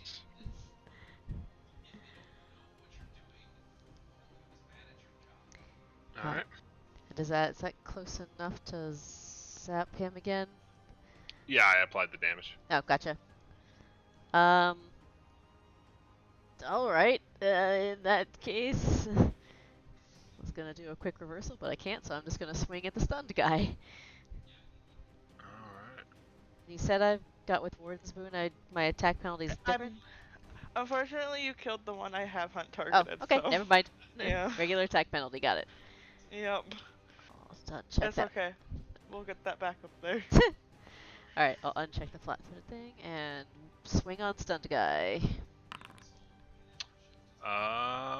Just hits with him being stunned. Gotcha, okay. And I know my penalties, yeah, okay. So, hits.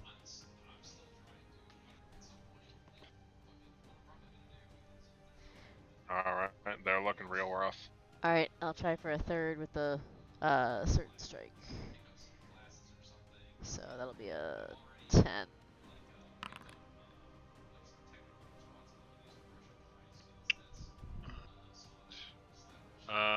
That's a miss, so that is just 9 damage.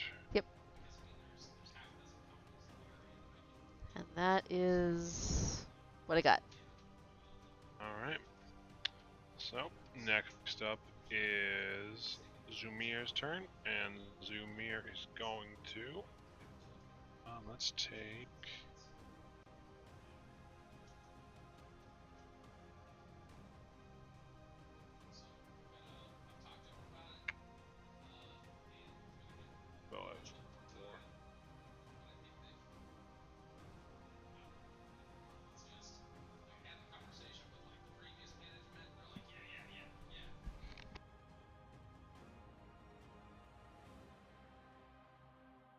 Let's just hit him with the classic. Okay.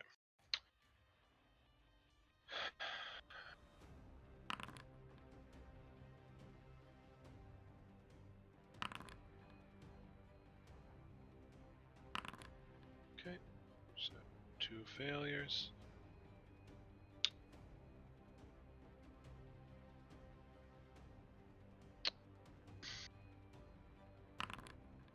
Zumir, my son. Alright, so, Zumir, you see the clouds crackling overhead again as a pillar of light flashes and descends upon the creature in the back, striking it with lightning and then arcing to the one being stunned. I think that knocked them both. Jesus, okay. Knocking them both to 0. So Matt, Yeah? how do you want to do it? They explode. Flashy, flashy light. Kaboom! Oh, that was a little more than I was expecting. Wow! Ow! Ow! Ow! Oh God! Oh god. And Zumir is gonna walk over and cast heal on you. Thanks. Thanks. Make a flat. Oh, right.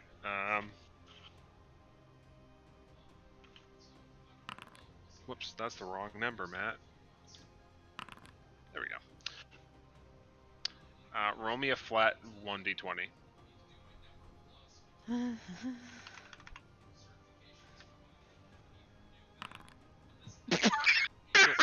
Alright. And now roll it to me again as Zumir is helping. That was for the end of your turn.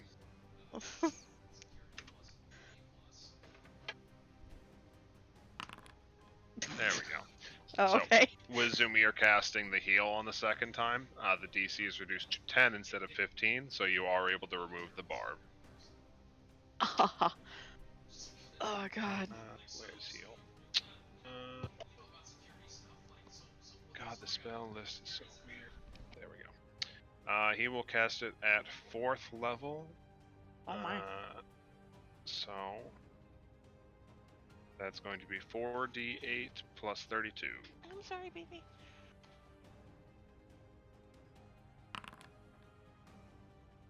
So he slaps 45 HP back into you. Oh, thank you. No Reese is problem, gonna look at friend. that barb and be like, "Do you ever look at something that's been inside of you and go, wow, no wonder that hurt." You get used to it. Not Tomas is regularly, no. Tomas will just look at Reese and be like, yes. This is not the time, Tomas. I'm just saying. And Tomas gets distracted. He's like, wait, Mika. Not Mika. Maya. Maya, spit that out. Weary sigh. God. Maya like whips her head in your direction. You see her eyes dilate as she contemplates sprinting off into the forest with it, but eventually she just spits it out. Like, no! Maya. Real quick for Final Fantasy XIV fans, I think we're getting the benchmark today. Ooh. Oh, nice. I can't wait Wow, to make no.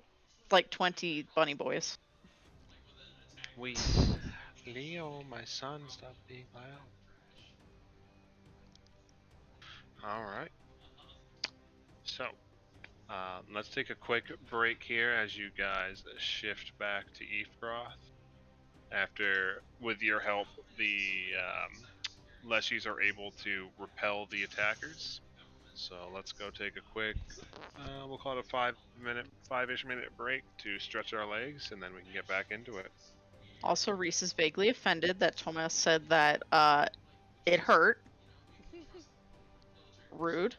Listen, he's old. Oh my God. Glue his back out, okay? Yeah. He asked for it. I mean, yeah. Oh my Yeah. God. He wanted his back blown out, that doesn't mean it didn't hurt. Mika's just like, fuck, and I don't want to hear about this. He's just like, I'm sorry, Mika. Tomas is. A degen. Yeah.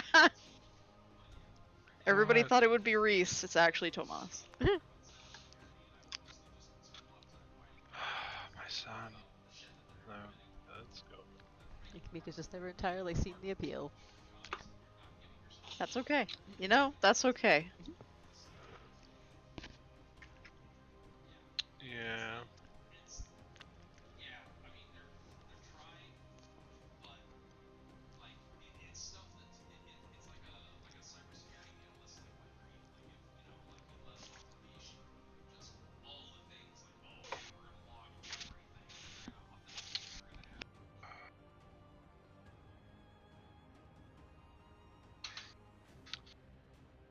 Oh shit. Oh, that was hotter than I thought it was. You Damn. okay? Yeah. I wanted to fry some mushrooms and it was a bit hotter than I thought. And mushrooms started jumping and the oil started jumping. Sam, no.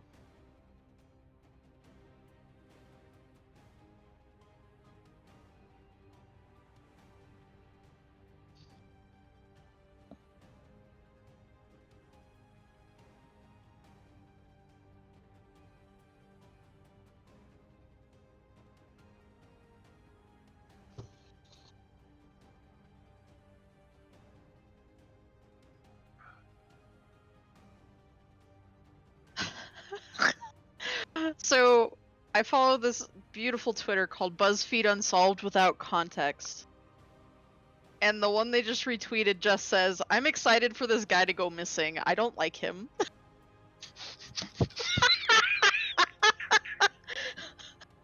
God. I love BuzzFeed Unsolved. I'm so sad that this is the last season. How unfortunate. Aren't they gonna do something similar like their new thingy? They- Possibly? I don't know. I mean, they have a network where they do other stuff, but Yeah. I feel like it would be silly if they didn't, with how popular it is. yeah.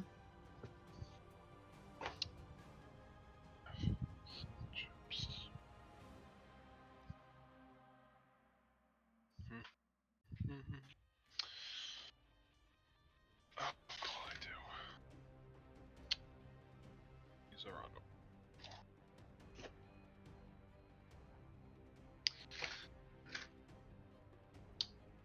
Time to have some cha-cha potato crackers. What? A snack that got sent to me in a snack crate. I was gonna say cha-cha. I've heard of some weird ones, but not that one. Cha-cha real smooth.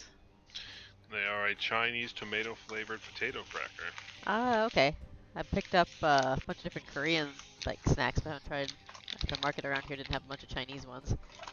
I specialize Yeah. in Korean and Japanese.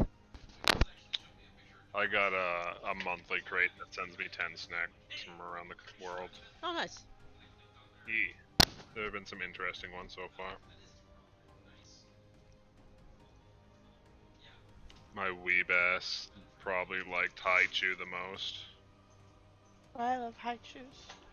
Haichus are so good. Haikus are interesting. They got a weird aftertaste. Yeah. Chicky Caramalo was really good though too. That was the one that had like the hard biscuit with like a caramel cream between them. That was really fucking good. That was a Costa Rican one. I think my favorite Korean one I've run into so far have been like turtle corn chips, except they're like sweet corn, Mm. so they are kind of stupid good.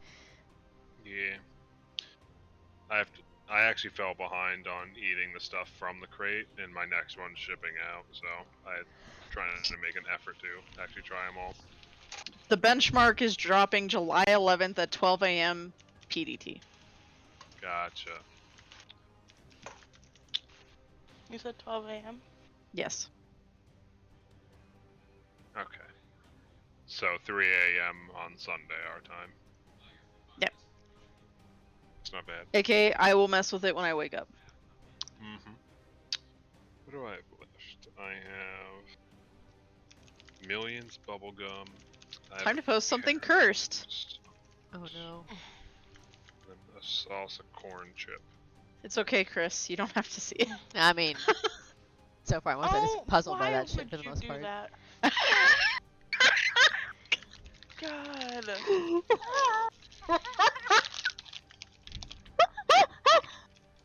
Fucking hoe. I mean, you're right. I mean, yeah. I'm minorly curious. Hmm. Now you have to send it to Prince. Let's be Okay. I just posted went like this.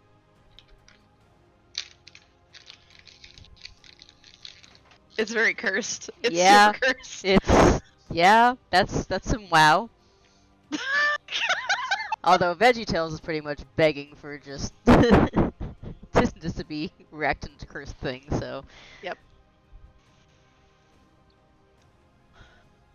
like I remember when Alec was little on VeggieTales for some of the things where I'm like, nope, not gonna let my kid watch these. Not happening. I watched them when I was little. I still say, Averix. where's my hairbrush? Oh, God, what did you? The Pikachu with the gun is the appropriate response to this. Okay, fair. It's true though. Tomas is definitely like the horniest bottom to ever exist. Yeah, listen. Maybe not. Like, Maybe that's Kaya, but you know.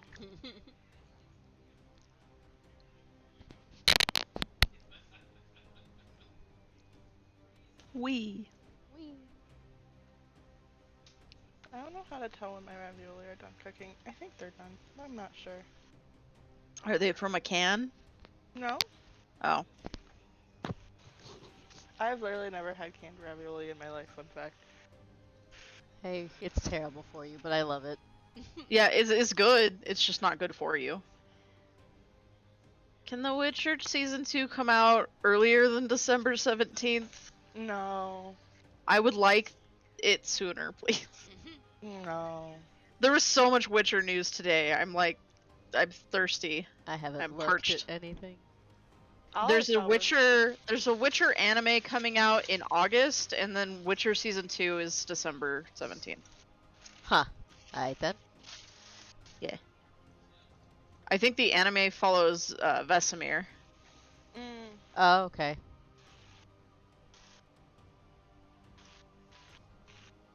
I just want it to reduce. Let me There's get too rid of many some freaking of doll this. makers, and so many of these are absolutely terrible. Let me know when you're good to go, Sam.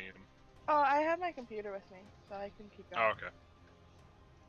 So, let's get back to it then. So, after a bit, you guys are able to help fend off the attacks with the help of the other Leshies and hold the place down for a short while longer, before eventually you see the return of Krinzo and Kapak.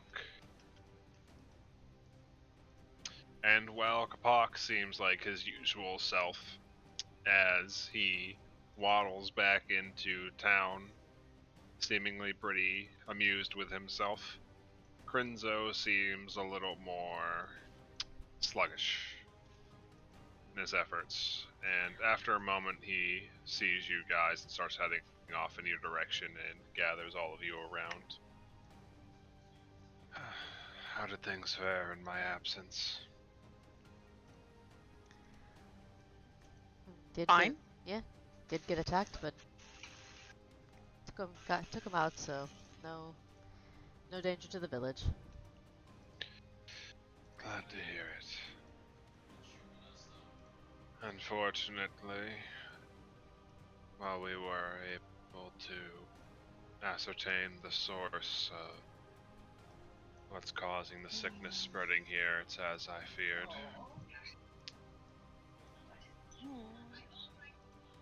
It seems that the Crimson Glade has returned, and with it some sort of corruption has festered in its pools.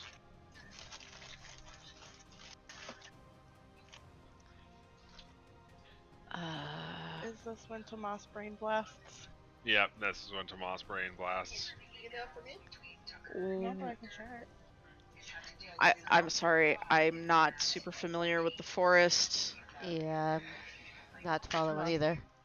Tomas will suck in a deep breath. He's like, yeah, I know what that is, unfortunately.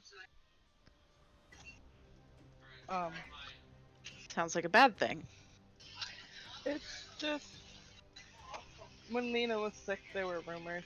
There was a place you could go to and trade one life for another. Um, home of the spring Fey god. Oh, Yes. good. Wait, It's what? one of the holy sites of the Stag Prince. Do I need to roll anything to recall knowledge about the Stag Prince? Yes, the DC will just be low. Okay. Is that religion? Religion or lore. My lore is higher. But it's entertainment lore. Does that fit? I mean, it's entertainment. Lore is also loosely your understanding of Feck and, by extension, the other Fae. Fair. So, what you would know about the Stag Prince. Being the opposing season of fall, you know that he is somewhat of an opposite of Feck in that he is almost entirely depicted as being serious to a fault. Um, the Stag Prince is also known under some other names, such as the leader of the Wild Hunt. Um, he's commonly worshipped both for the season of spring, for the beginning of the hunting season, as well as for bountiful hunts, and occasionally as a god of rebirth, as one of his main, I forget what the term for it is. The main dogma of his belief is that the strong consume the weak, and then the strong die, and through their death they nourish the weak.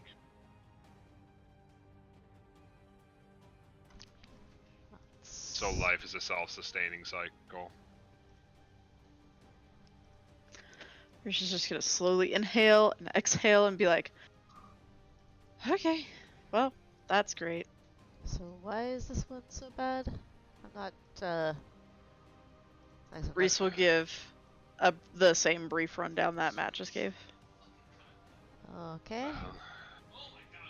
Aside from Feck, on a good day, which is admittedly most of them in his case, the Fey gods are a bit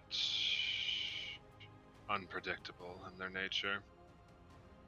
The Stag Prince is as likely to bring you a boon on your hunt as to have the creature you're hunting catch you off guard and maul you to death.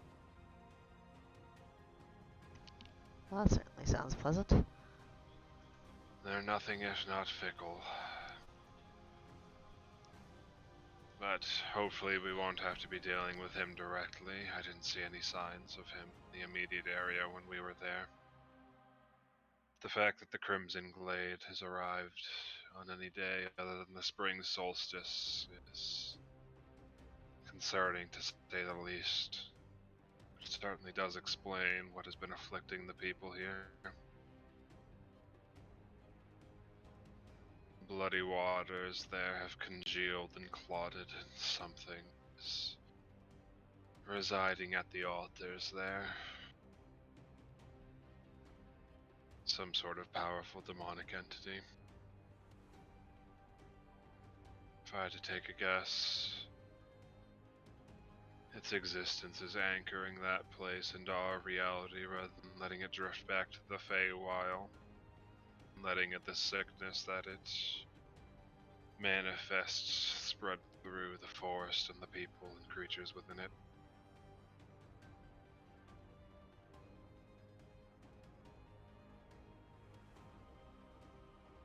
It's risky, but our best bet to resolve the situation here would be to purge whatever has taken up residence there, though What will happen to the Crimson Glade immediately following that is still uncertain to me. Whether we have days or seconds to depart before it slips back into the Feywild is unknown.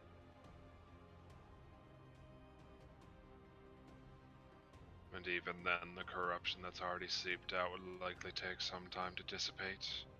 I don't imagine the forest will get any more hospitable for some time.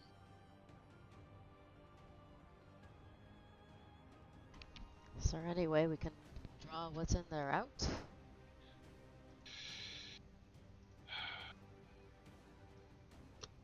It's possible if you have something in mind, but it seems to have made a nest of the place. At the very least, for the brief time we were there, it didn't show any signs of having recently departed or planning on it. Oh. Throw something nasty at it and maybe it abandons a nest. It's worth a shot. But failing that, I would prepare.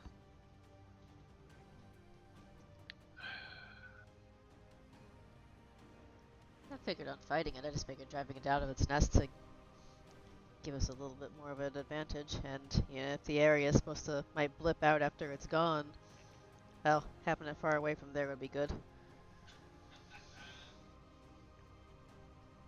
But I don't know much about what we'd be fighting, so I don't know what would work for it. Oh, Yeah. welcome back.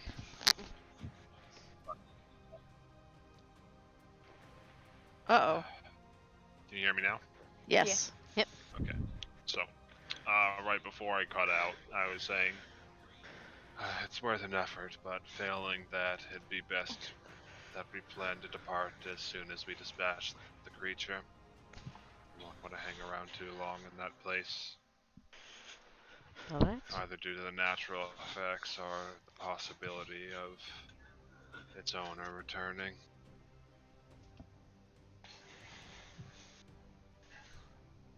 Yeah. Honestly, never thought the place would actually be real.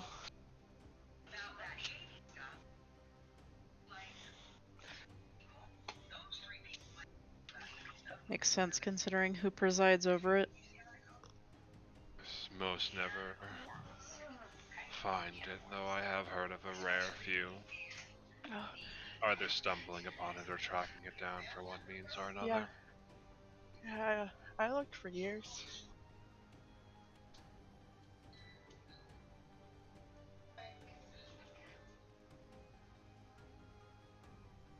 Reese is definitely going to side-eye Tomas on that.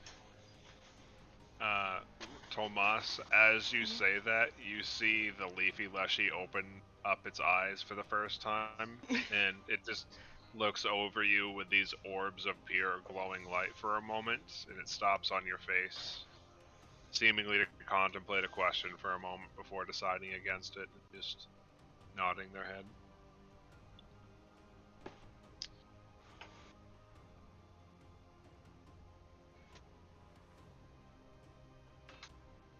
Perhaps it's better not to pry.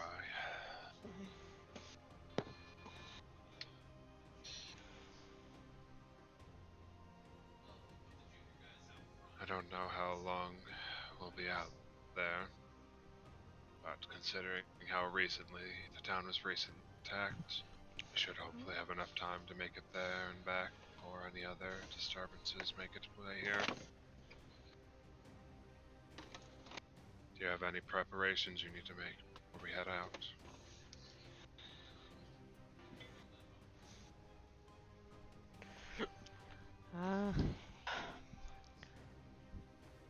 Not that I can think of at the moment. I think just one. Reese is gonna reach into his sleeve, pull out a flask, Yep. and he's going to pray to Feck as he drinks.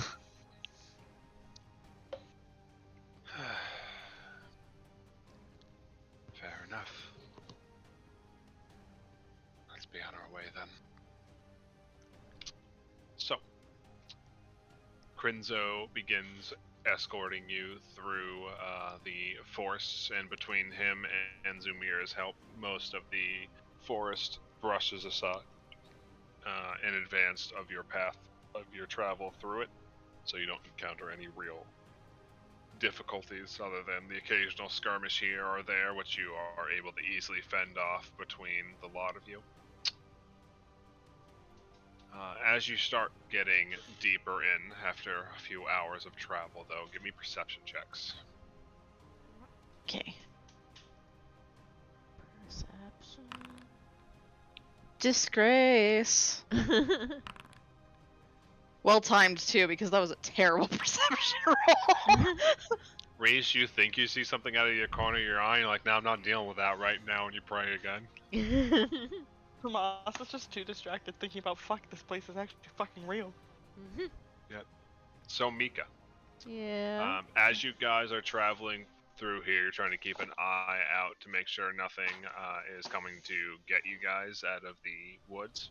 And as the air starts to get more damp and the smell of iron permeates the forest around you, in the distance you see movement for a moment and reach for your hammer. And as you look in the direction, you see the body of a deer grazing. And upon sensing your presence, its head lifts back up and looks in your direction.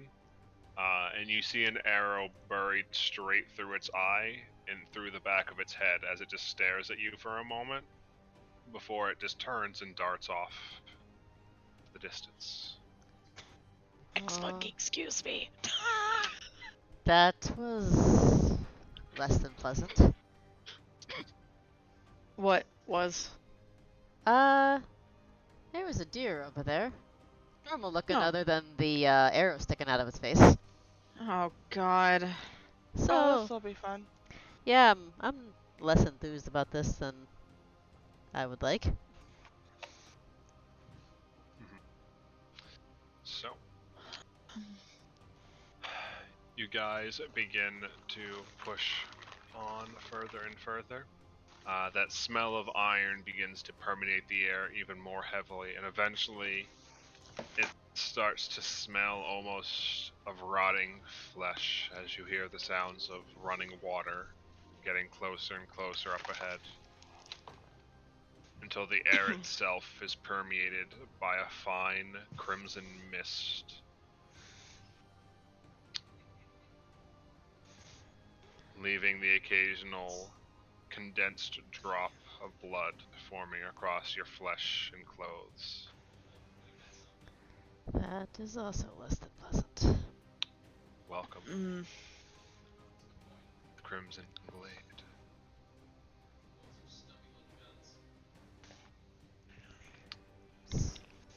Standing at the far back, atop an altar, is a mass of tentacles and rotting, putrid flesh. It seems to be hunched over, devouring the corpse of something that wandered into its domain. Grab a picture of this boy. Not gonna lie, you had me for a second, and then you said putrid flesh, and I was less. That was less appealing. Nah. Is Kopak with us? Yes, I forgot. Let me grab it.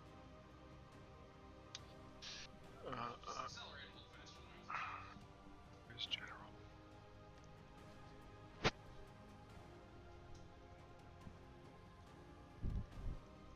That thing is huge.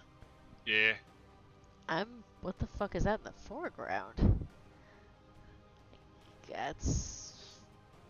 Okay. Gross. That's... Large. He's large. Thought it was Godzilla for a second. Had the pose there. I got a tiny Godzilla for my birthday. Do you want to see it? Sure.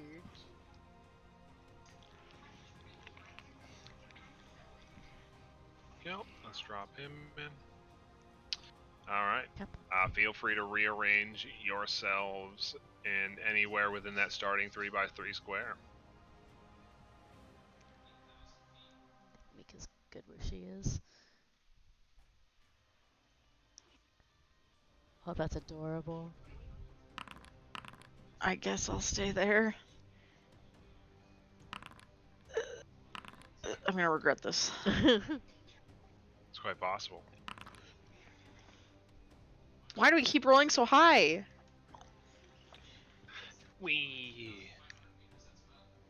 Oh, initiative. Matt, do I Yeah. get my my thingy? Never mind. You're free on target? Yeah. Oh, yeah. I don't like the look of that thing. Don't like it. I'm gonna try to demoralize it. Good luck, buddy. Thanks. Oh, I don't think it works on bosses, but you know what? You know what? can Kapak also I got try? I got the spirit. Yes, you got the spirit. It's true. What's up? Can Kapak also try to demoralize? Sure. Kapok's is in a frenzied rage. Alright. They seem a bit confused and taken aback.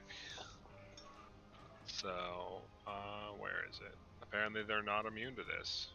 The more Get- you know. Fucked. It will only be a normal success instead of a critical, because incapacitation. That's fair. I'll take what I can get, man. It's just battle cry. It's whatever. Right. Oh, I should probably Oh, do. I didn't mean to do that. initiative, I did wanted I? to read what it did. Oh, could you? Should I probably- know. Yeah, I should do initiative, huh? Why did I Yeah. roll a 45 on that? Suffer. Alright. So, is there anything you guys would like to do as the creature begins to pick itself up onto all four of its massive legs and twist its head in your direction? It cocks its head slightly to the side in a response to your attempt to demoralize it, Reese.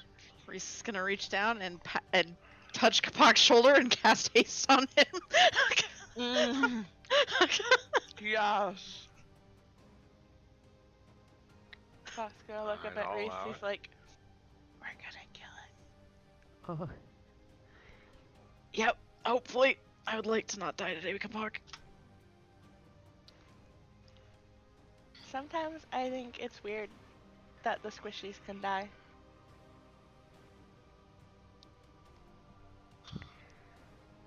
Yeah. Hmm. Okay. I love Kapak. It's like Kapak is just all my chaotic energy into one. Yeah. you guys are weird, but I like you. You die easy. I'm like, thanks for that. Kapak is just like, if I hugged you really hard, your spine would snap, and then you would die, and that's weird. Yeah, pretty much. Yeah, Kapok, that is weird. Please don't do that. Basically. I'm not. Oh. Can I take my the persistent damage? Oh, it's gone now. Never mind.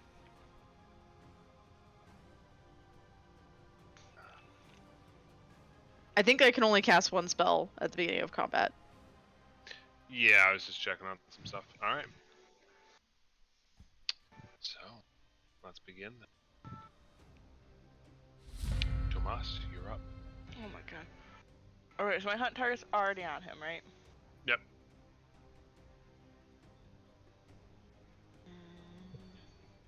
I need to look at a thing, because I think you told me what this red pound arrow did. It hasn't activated to have that effect yet, I don't think. It currently just returns to your quiver every night. Oh, okay. I knew that other battle was too easy.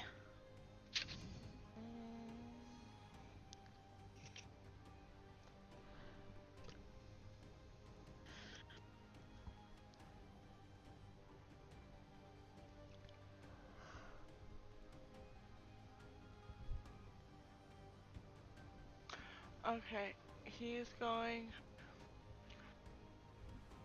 to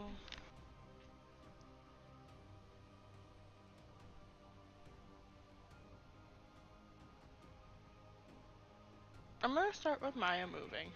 'Cause that's Okay. easy. It's 35 feet.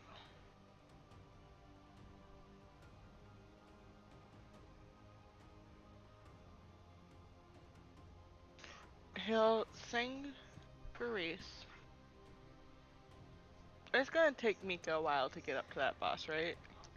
Yeah. It's gonna take a bit. Not terrible, I'm but sorry.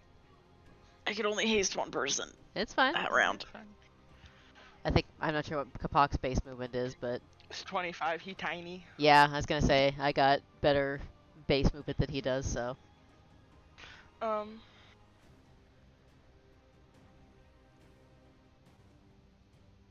He's going to do a hunted shot. So 2 shots on it. All right. First one hits.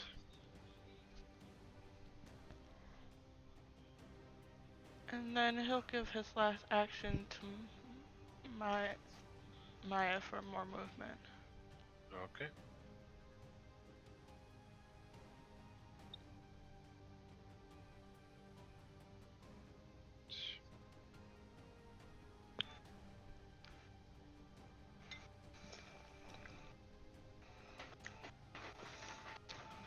Well, that's his turn.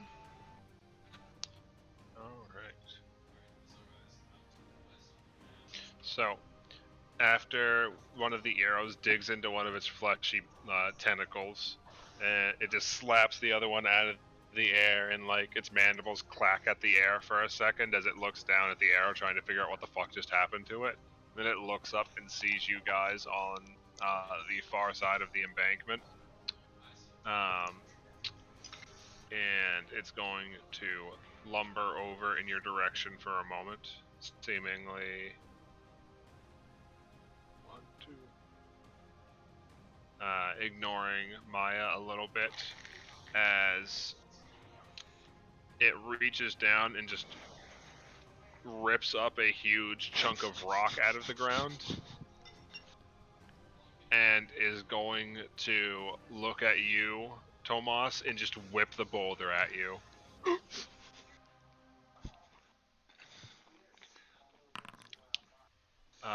That is going to be a 35 to hit. Yeah. Alright. Sorry, 33 to hit. That Right, is right, my right. AC. Rip. Is Maya So, still damaged from the last battle? That carried over, right? Yeah. Same. So you just see this chunk of rock come hurling in your direction. It just claps you in the fucking chest Ow! as the rock clips you for 29 damage. And it lets out a roar. Does it have anything else? Let's do this.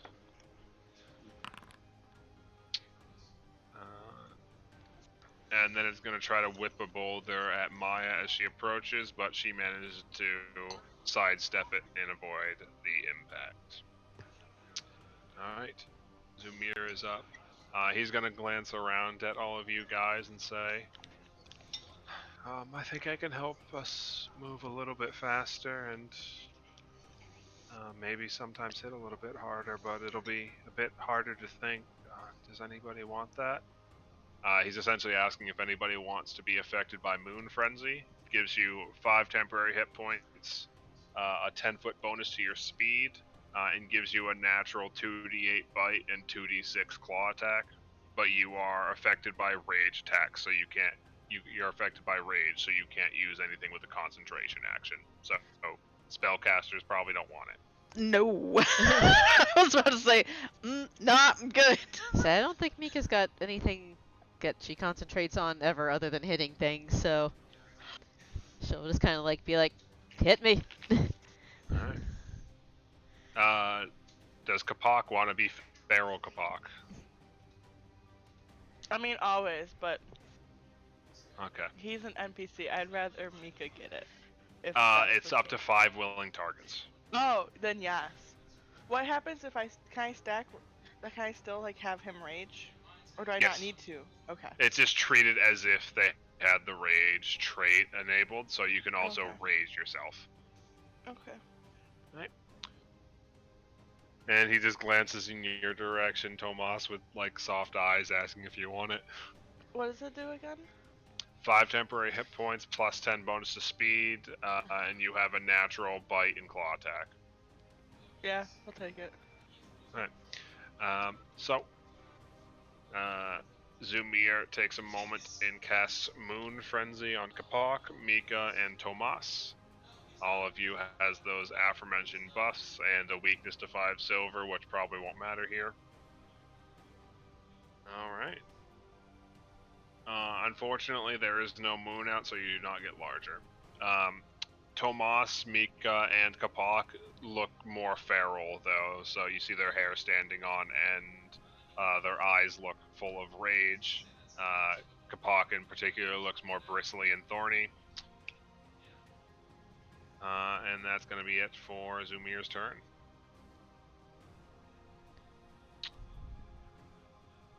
Mika, you're up. Okay, dokie. So it adds a how much movement bonus? 10 extra 10 HP? speed. Okay. So you'll have 40 now instead of 30. Gotcha. And I've essentially got rage on me now. You have the rage trait, so you can't concentrate. If you want to rage as well, you can. Gotcha. Alright.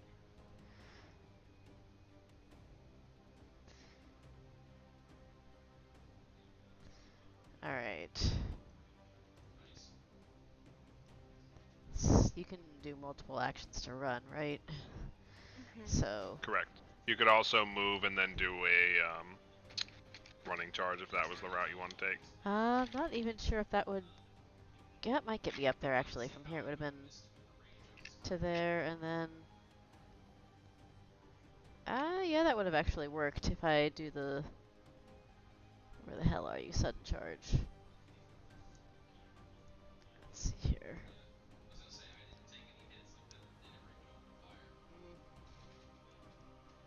Shit. Yeah, sure. Let's full send. She's gonna run up and run and do a sudden charge at it. All right, hit me with it. Let's see here. Cha. That's a hit. Okay. Darn.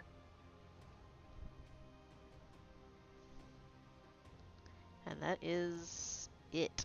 That's all she can do in that turn.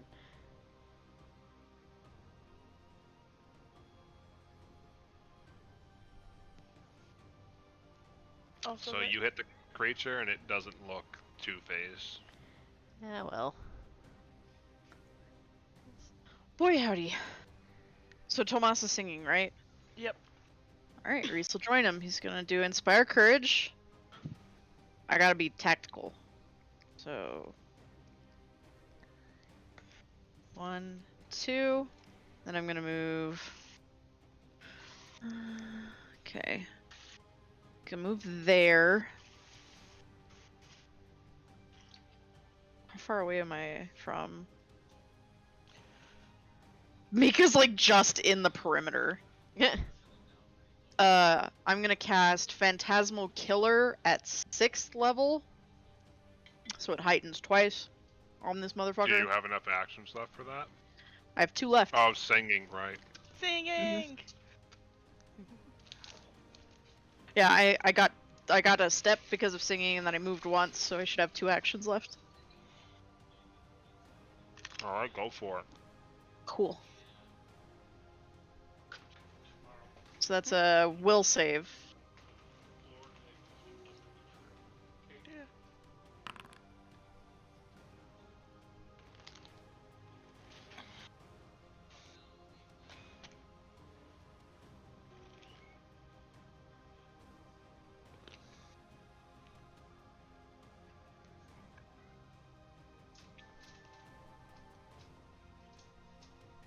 Did you hear me? No. Mm-mm. Normal success. Normal success. Okay. So, I'm trying to figure out how this goes, because when you heighten it... Okay, so I'm guessing it's just half damage? Still Yeah. frightened 1. But it's gonna be... I'm just gonna roll, like...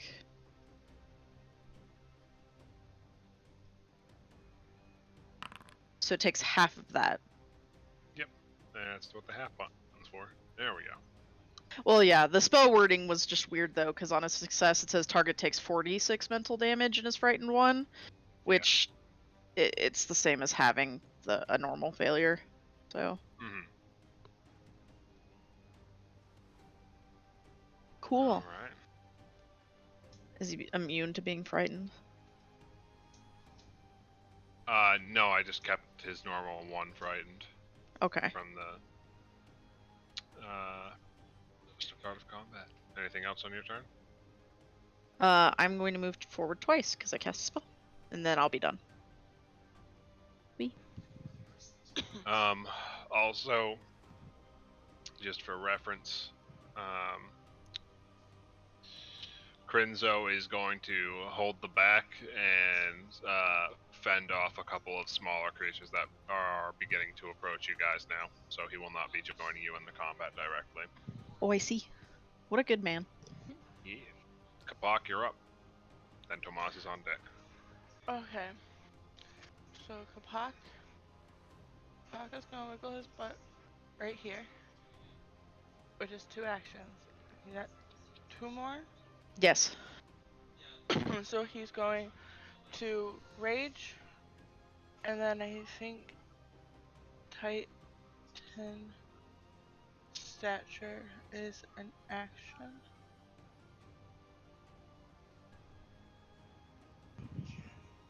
Yeah, he's going to use an action to become huge.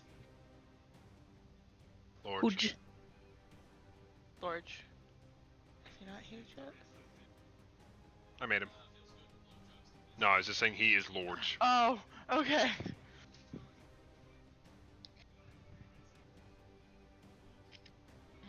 And that is his turn. Alright, Tomas, you're up. Oh god. 2 turns back to back. Oh, wait.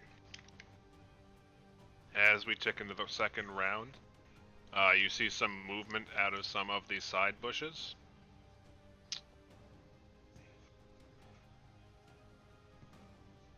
Don't like that. And it looks like some friends have come in to assist. Oh no. More of those large skeletal creatures held together with vines and other overgrowth. Alright, Tomas, you're up.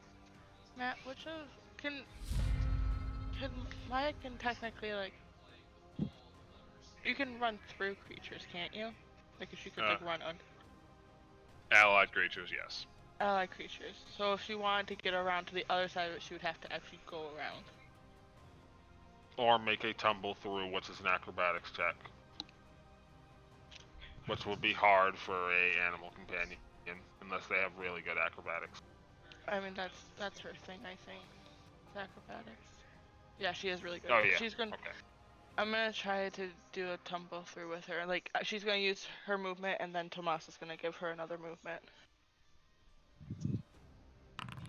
With 35.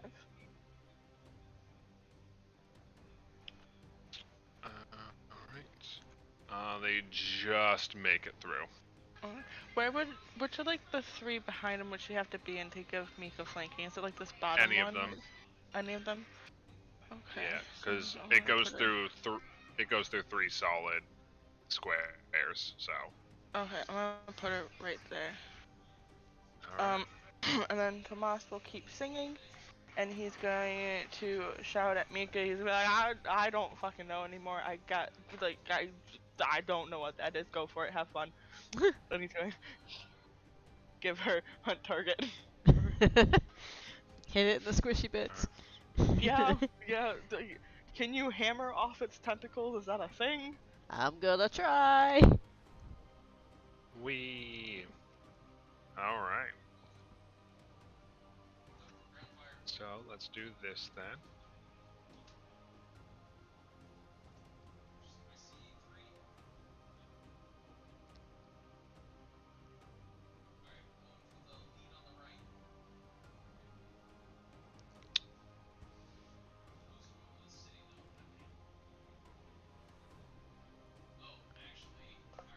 Gotcha. All right. So, it's gonna reel one of its arms back, and you see it pulse for a second, almost as if the muscles inside of it are spasming and shifting. And it's going to swing on you, Mika. That's a 41 to hit. She'd have raised her shield, but it's not gonna do enough. All right. He will roll some damage. So that is 46 to hit. Yeah, that's gonna hit. I mean, 46 damage. Sorry. Oh, okay, yeah, ow. All right. You're gonna have the shield lead any of that? Um, it's either all or nothing that the shield takes, right? The shield, both you and the shield take damage equal to whatever is left over after you reduce it by the hardness. Gotcha. So essentially, you'll take 10 less damage from the hit, but you and the shield take damage. Okay, and is it split evenly between Mika and the shield, or is it? No, you both get whatever Oh. is left over. Gotcha. Yeah, no, shit. No, Mika will just take the hit. Alright. Shield's up, but I'm not gonna put it to the shield yet. So you get slapped for 46 damage, and its hand grabs all the way around you and engulfs you with tentacles as it uses improved grab to hold onto you automatically. And I need you to make a fortitude saving throw.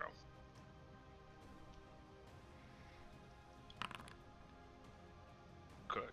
So you feel its hand try to tighten around you and crush you, but you're able to keep it at bay through holding it back with your physical strength. Alright, and that's its turn for now. Alright. Sir Phil, I love you, dear. Thank you. Okay. So, let's go sort this by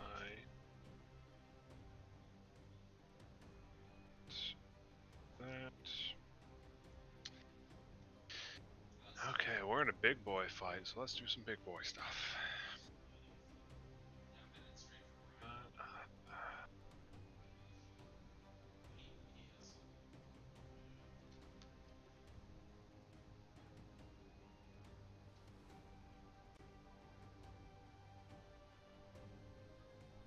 Right.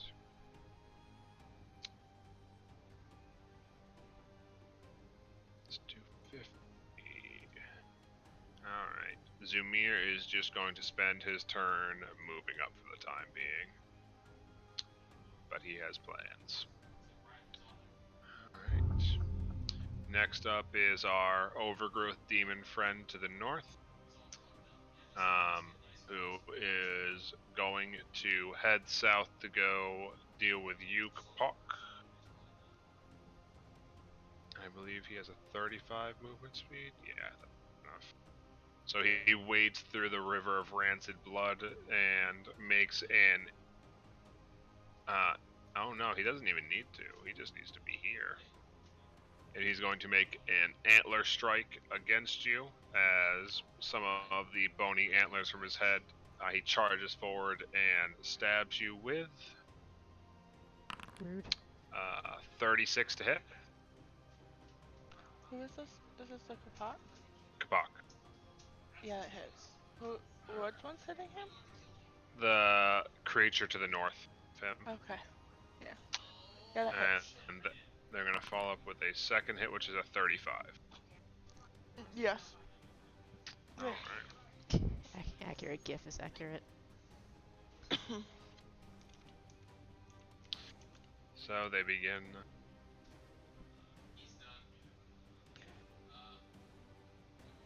67 combined damage. Ow.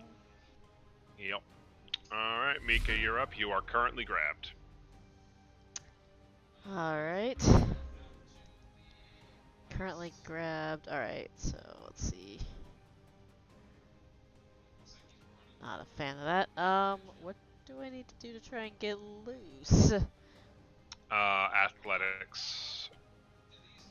Okay, and that takes an action to try and get loose? Yep. Be Okay. aware it also increases your multiple attack penalty. Gotcha. Alright.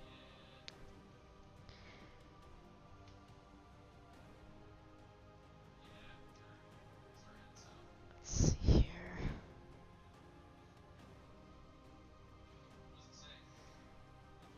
Alright, not a fan. So she's gonna call up the Ember first off.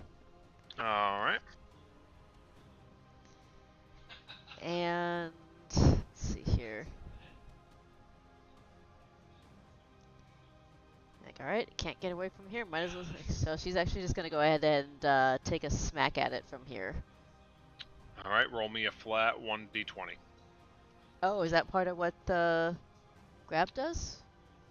While you are being grabbed, you have a roughly, I think it's 20% chance to be too restrained to be able to make a swing. Oh, gotcha. Okay. I Sure. think it's just a DC 5 check. Just roll a flat d20. Yep. Alright, yep. Swing goes through. Roll me a normal hit. Okay.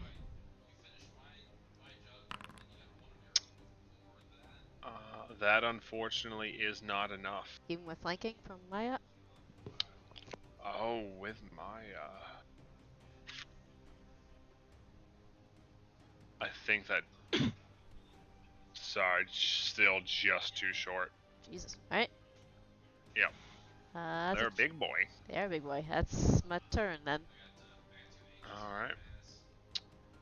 Reese, you're up. Kapok's on deck. Boy, howdy. This fight be making me nervous. Nah.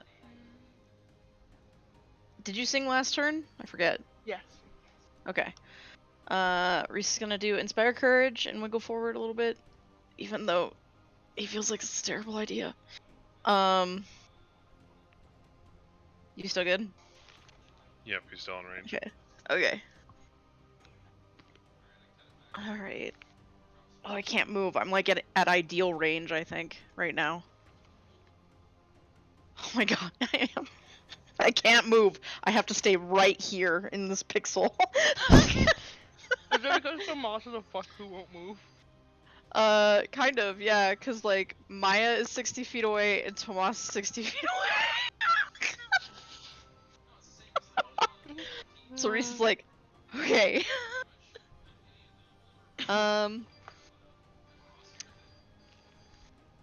Reese is going to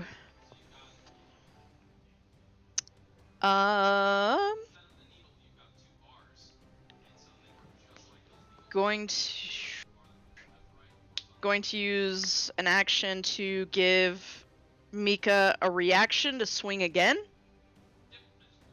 If you want to use it right now. So you can roll to hit it again. Sure? It would use your reaction, that's all.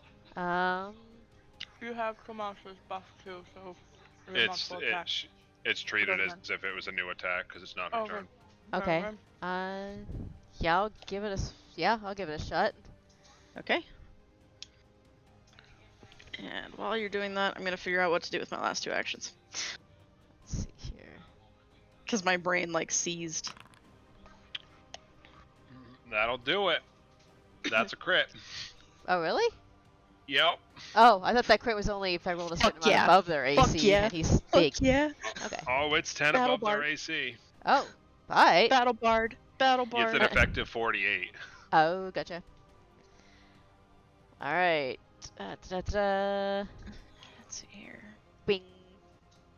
Alright, so as this thing is grabbing you, you swung just wide of any real impact the previous time. But with a little inspiration from Reese, you steel yourself and flip the hammer around in your hand and just strike it hard on the top of the head, knocking it to the ground. You are still held by it, but it is also not immobilized. Knocked prone. I'm going to use the thing that I've never used before, and I'm going to extend my range so I can cast haste on Mika. Because Mika's 40 feet away. Hell yeah! All right. Alright. This could get fun. I know it's probably a dumb use for it, but I'm like, I can't move. Yeah, that's fair. I mean, extra swings is extra swings. Oh, I just Alright. meant. I bet that's really scary because literally, like, Eodras just comes and, like, lands on Mika, I think, is how that works. Oh right, yeah. Yeah. So, She's occupied otherwise right now. Yep. Kapok just sees this tiny bird appear out of nowhere and sit on Mika's shoulder, and then just bamf out of reality. Mika, your bird died. She's just like kind of occupied by being wrapped in a tentacle right now. Like it's a bird. Fight, fight. Mika, where'd your bird go? I'll find it later. Oh, okay. It's okay, Kapak, it's just magic. You make magic birds too? Yes. So pure. Alright, you make- Kapok, you're up. Okay. Kapak's gonna bamf out ankle biter. Yep. And this guy that's up here, Yeah. he's gonna have a very bad day. Yeah. Kapak's got 4 attacks. Yes, he does. Yep. Oof. Ooh. Ooh. Yeah, 2 slightly hits.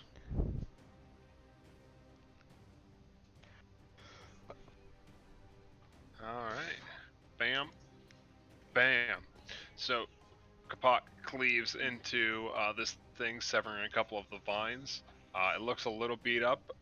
Probably a couple more rounds of that would tear it down, but it's still going strong at the moment. Anything else? bad. Mm-mm. Alright. Next up is this boy down here, and let me check this real quick. Oh yeah, I forgot there's another one down there. Alright. Oh, it's me. God dang it. No. Oh no. So, you see the one in the south, its chest cavity expands, and it just lets out this putrid cone of death. I need everybody to make a fortitude saving throw. Oh boy. Fuck Nice. yeah. Jesus Christ. Kapak and Reese just like, nope. Roll for Maya as well. Yeah. I was staring at Mika, so I'm like, wait, why is it laughing about Kapak? And I looked up and noticed. Alright. You want to take that, Mika? Yeah, I think you still have your hero point. Oh yeah, I forgot about hero points. Yeah, I should redo that because that's bad. Alright, we'll take it. Hey. Alright, so the only person that's going to take any damage at all is Maya, and they only take half damage. Go, kitty cat, go.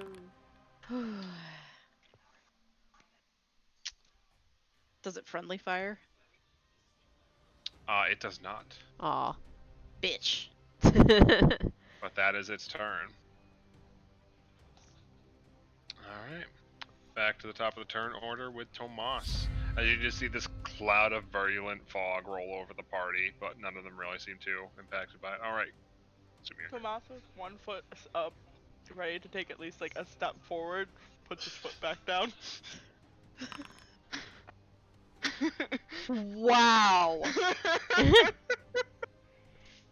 What a brat. Reese is gonna remember this. No. So I'm gonna start with Maya. Maya's gonna do a bite. Yep.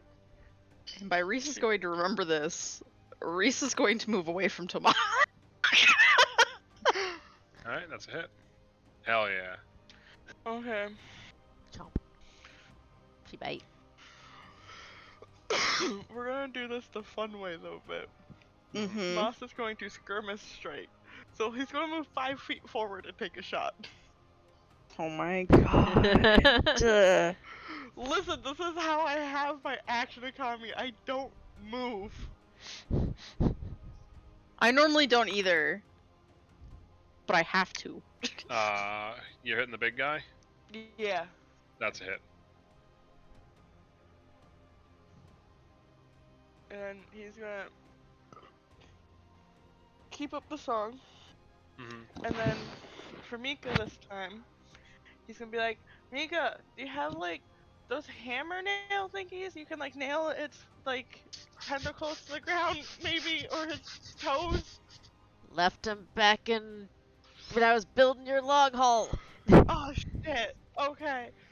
We'll have to remember to grab those next time. Sure. Like squeezing. Keep doing your thing then. Sitting here like. Give her warded food. Jesus.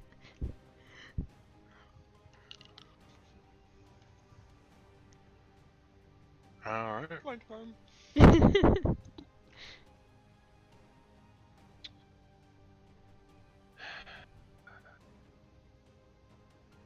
Oh, neat. Okay.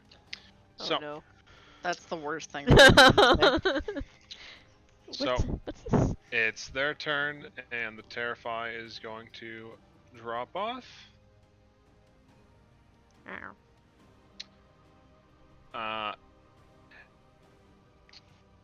In a rage, it's going to start seething and smashing its fist around, and you see its body begin to unfurl these barbs and hooks all across its flesh.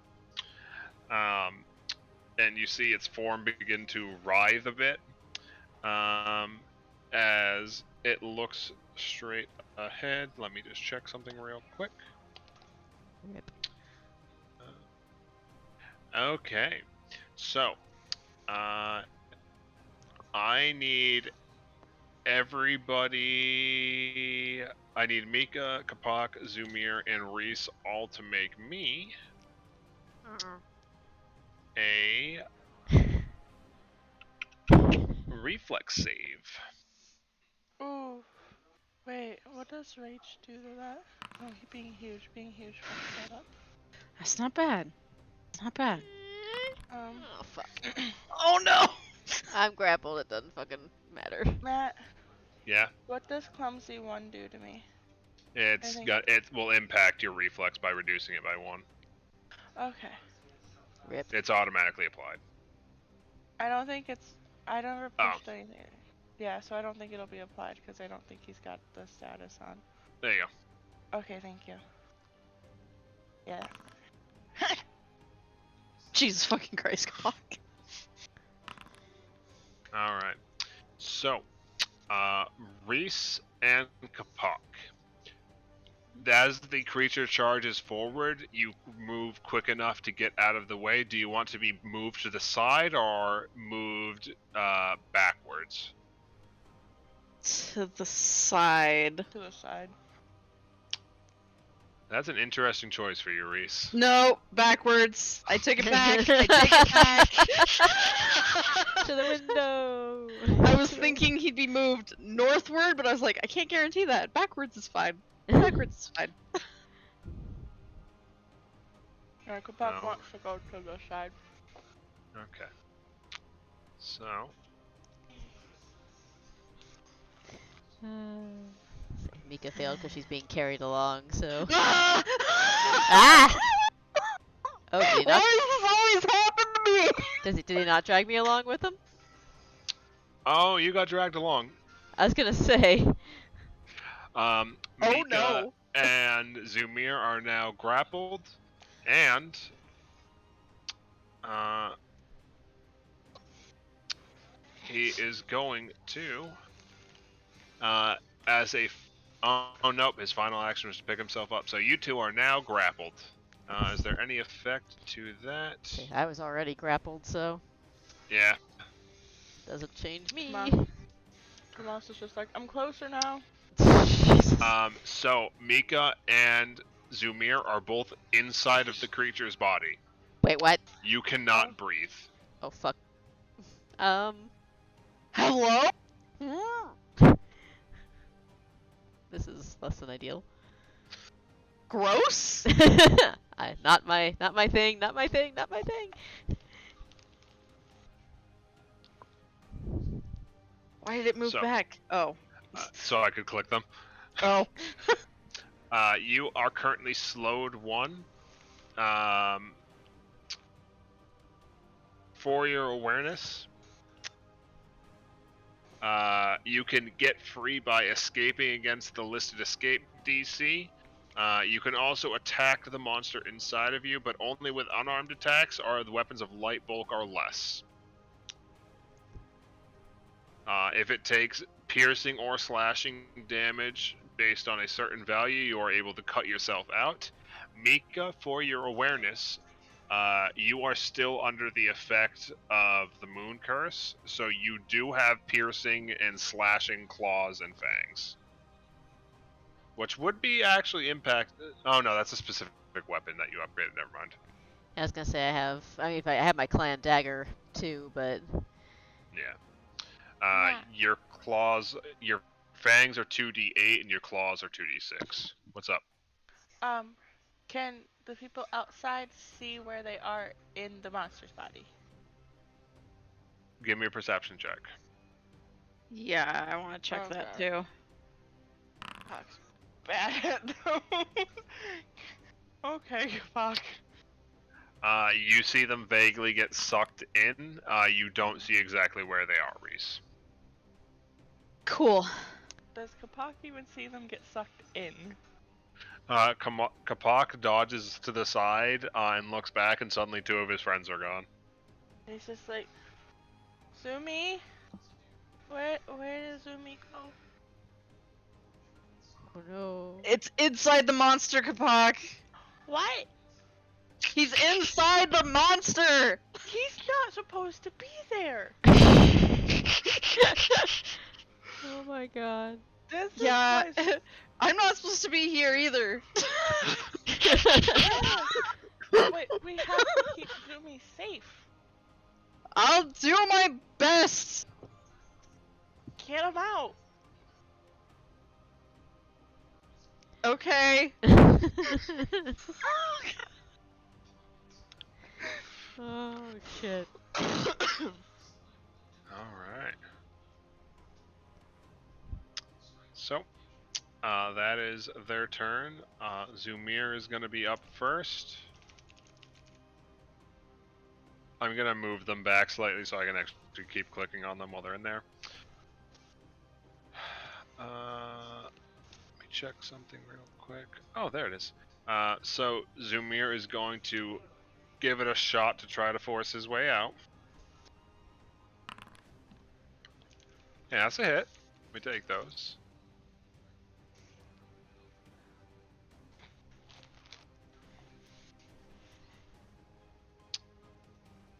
Alright. So, you see a horn protrude from the side of one of the creatures briefly, but it just sinks back in. And then we'll try that. What's the DC?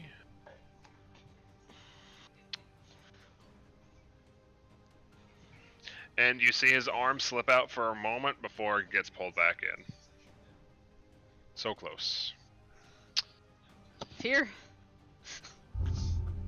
Alright. Oops.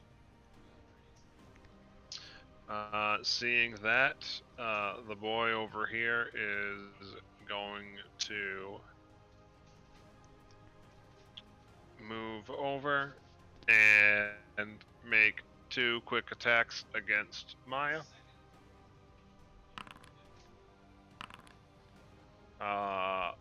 136 and then a natural 1.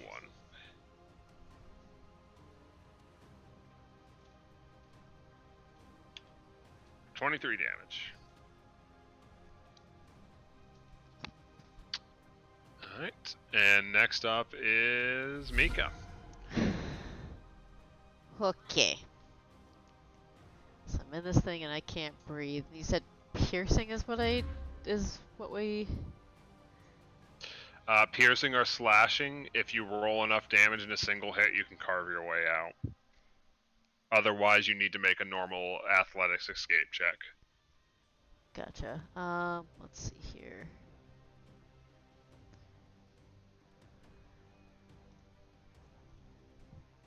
Trying to look at that's a 1d4. Okay.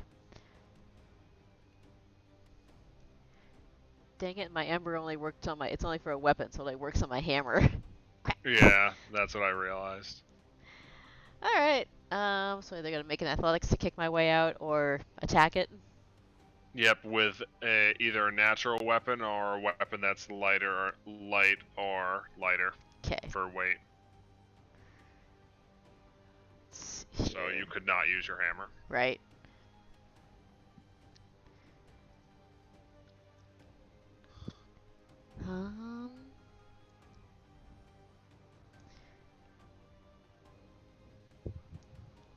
Alright, gonna take one action to, if I can find the right thing here, fly into a rage. Alright. I think I clicked on the right thing. Maybe not. No, where's the rage action? Yeah, I see it. Okay. That dropped my AC by 3? Okay. And then I guess I'm gonna make 2 claw attacks. Make 2 unarmed attacks. Okay. So, unarmed 1. I don't know if any of Tomas's stuff applies while it's in here or not. I will track the modifiers. Okay. You still do have the easier time to hit, so it's only going to be, it'll be, I think, a -2 on the follow-up hit, so we'll have an effective +2 to whatever you roll. Oh, -3. Yeah. They're 'cause agile, not though. Oh, they are agile? Then -2, Yep. sorry. Yep. 2 and 4. Okay. So that was the first attack then. Yep. That's a miss, unfortunately. Okay. And we'll try the second attack.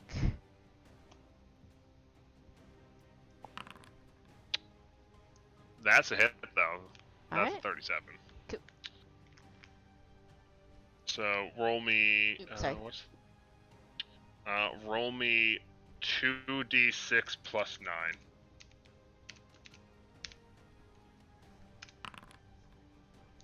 All right. Then, did you say I was hasted? Yes. Mm-hmm. Oh, okay. I didn't see So- that on there, so alright. You see Mika's hand tear through the side of the creature for a moment before sinking back in. Reese doesn't like this. Actually, can I do that? Try that athletics thing to try and kick my way out?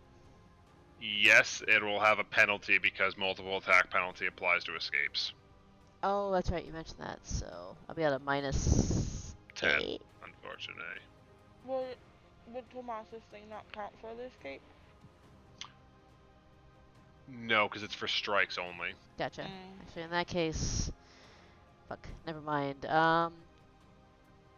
Can I do certain strike if I'm just doing a unarmed attack? It's a melee Yes. strike, so okay. So I guess I'll do certain strike then.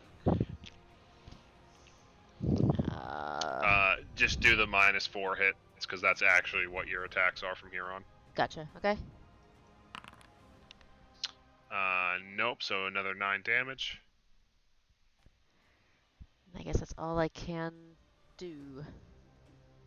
I think. Yep, because you were slowed 1, but your haste counteracted that essentially. Yeah, I raged and then did 3 attacks. Yep. All right. And I would have chosen positive, I think, for the energy for the rage. So. Mm-hmm. Does that apply extra positive damage every time you hit? I think it does, yeah, the spirit rage thing. Let me find it real fast. Um, yeah, it'll deal negative or positive, deal positive damage instead of the normal damage type. It also gains the effect of ghost touch, and rage gets divine and necromancy plus negative or positive as appropriate. So yeah, spirit rage is, wait, I haven't specialized in it, so no, it's just, I guess my damage just becomes positive. And I resist negative. Gotcha. It's still not enough to put you over the escape threshold, but it does hurt them like Okay. motherfucker. Okay. I was mostly looking for like, okay, it did extra damage. I didn't think that would help me with the escape bit. Yeah. The way being engulfed by things works is there's a threat. If you do enough threshold damage in a single hit, Ah, okay. then you can escape. Gotcha. Okay. No, that's it for Mika. All right. Muffled enraged screams.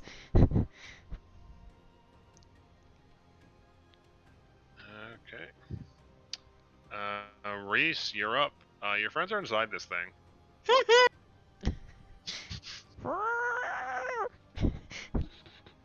Quiet, Reese, hyperventilating.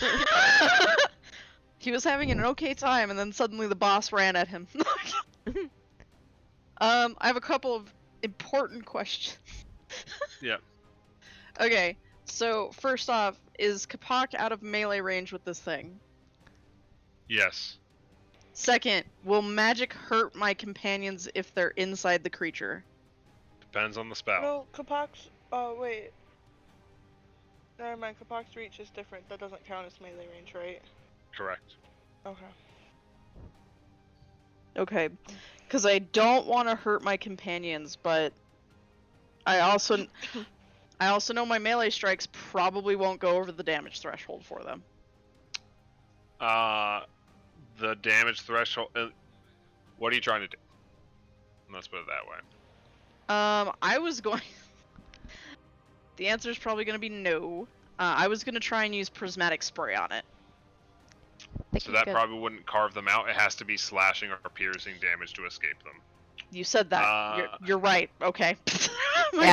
And we're inside of it, so he wouldn't like see the. I will spray. say you could probably aim upwards away from the core where you see their fucking limbs keep popping at him to try to minimize the chance of them getting hit. Okay, but that doesn't help get them out. Okay. Correct. So, first I'm gonna sing. Yep. Well, I'm gonna play a song. Go play a ditty. Yeah. And then I'm going to use an action and give it to Kapak so he can take a movement to get closer. If you can use that action for something else, Kapak can hit from where he's at. Can he? Yes, Yeah. he has like 15 to 20. Then I will give him an attack instead. Yeah, he has 20-foot reach. Alright. Alright.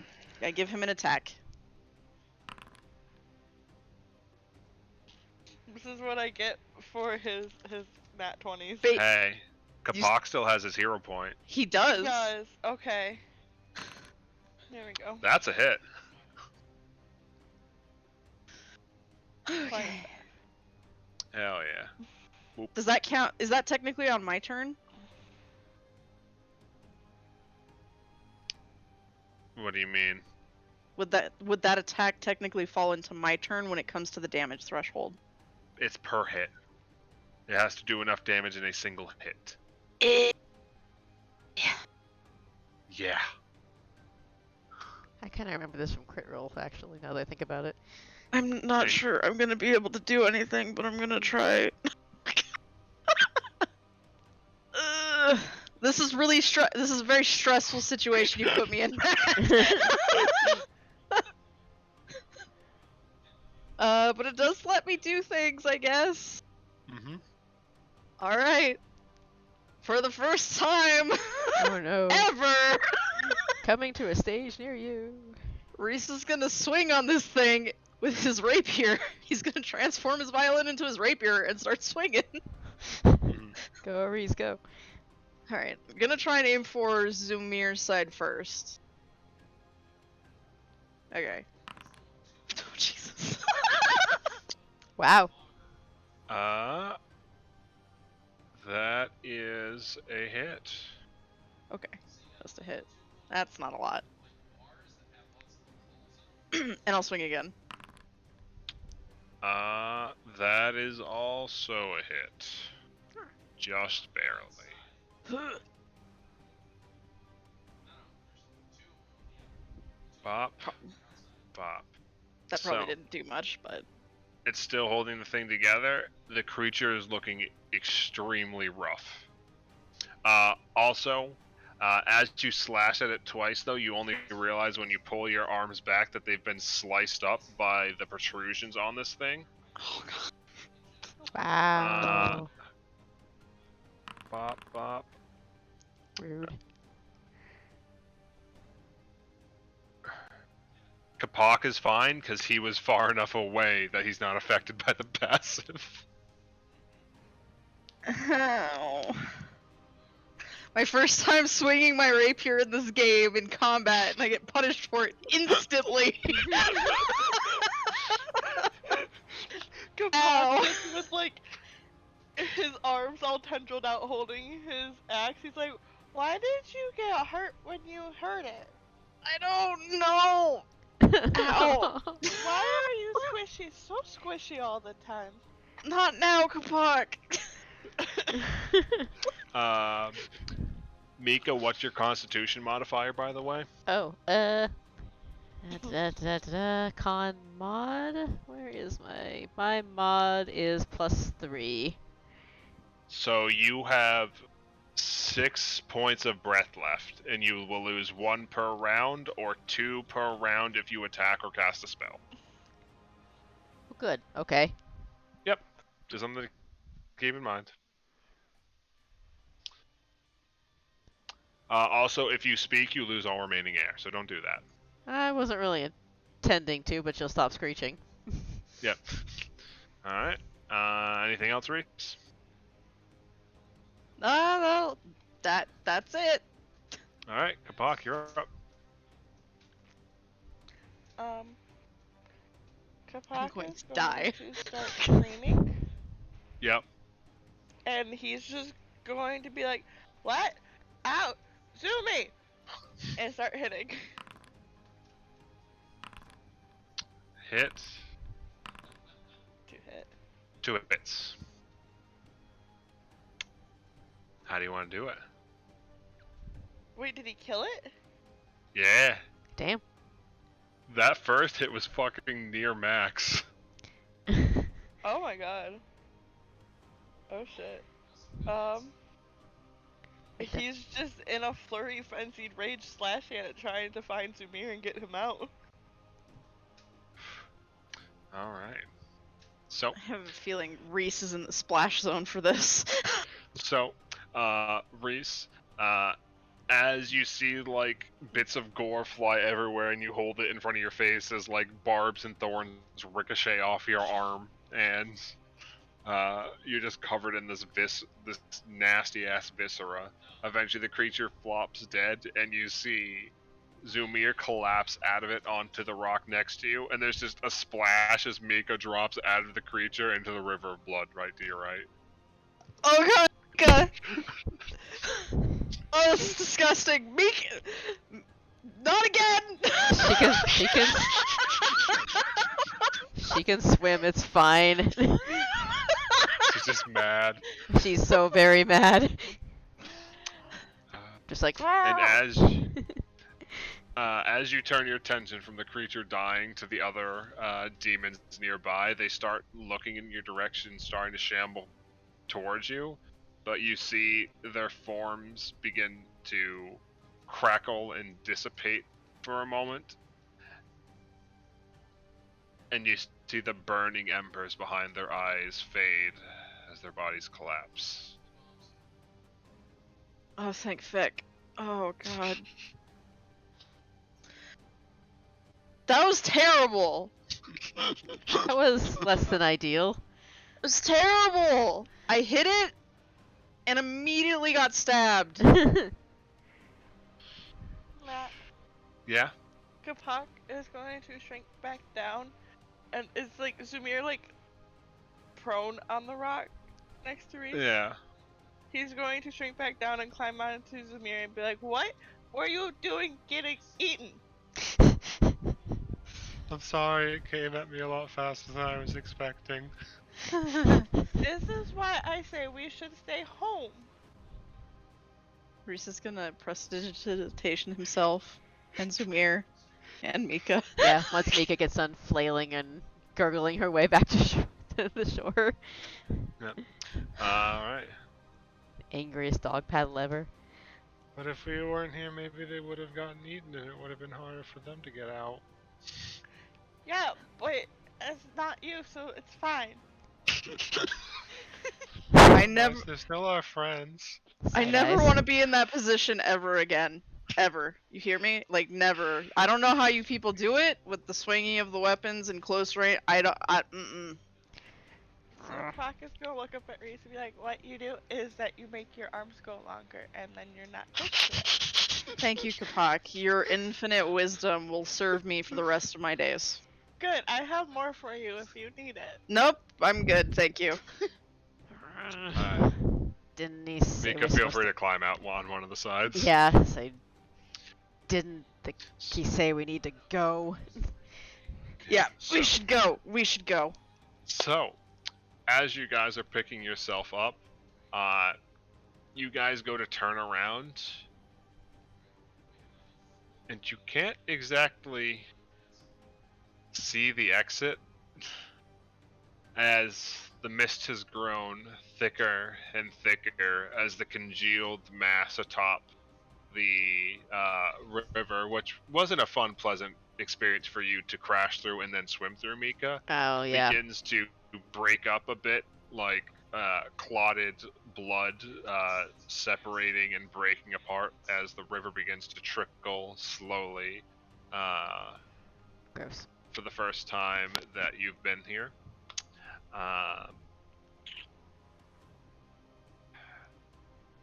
And you begin to hear the sounds of movement around you. The sounds of panicked hoof steps. That No, no, no, no, no, no, no, no, no, no, no, no. And as the river begins moving again, you see some objects begin to flow down it. Mika, you recognize the first one that comes into view. A deer with an arrow through its eye, followed by a couple birds. 4. Dozens upon dozens upon dozens of corpses drifting downstream around you. And as you look again towards the exit, you see a figure standing there, looking back at you. The form humanoid, but most of their features obscured except for a single stag skull resting over their head. Fuck. But in addition to the 2 eye slots on either side, a third rests atop its head, decorated with a crown of horns. As blood trickles down from the skull around its neck, over the eye slots, you see nothing underneath as it looks in your direction.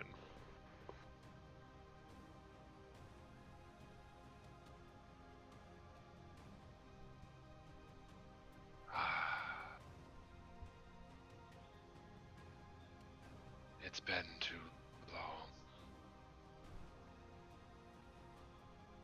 So much death rotted and festered here. And finally, some good hunters come to track the prey, cleanse this place of sin, brought by their own kind.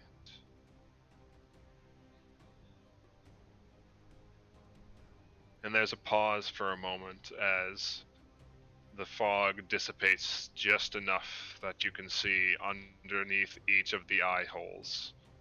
Dozens of bestial eyes look back at you, unfathomable and unknowing, and no matter where you turn your gaze, the figure stands there watching you from the distance. How to repay the good hunters for their deeds, for trespassing on this sacred soil.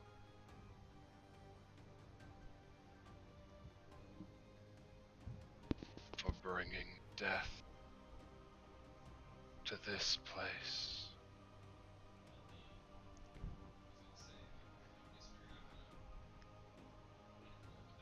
It started it?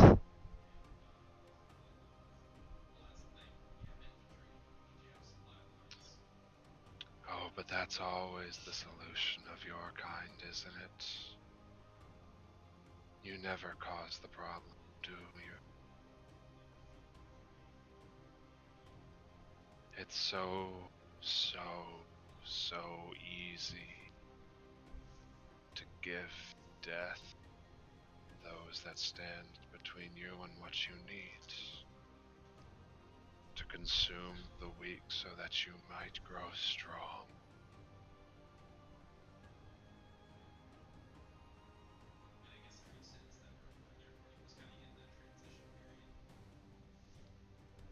And it takes a step towards you.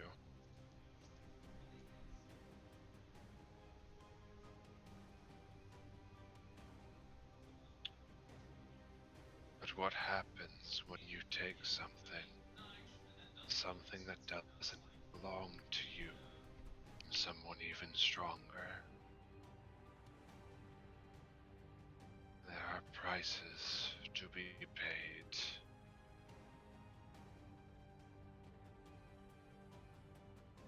This place cares not from where the debt is paid, only so long as it is.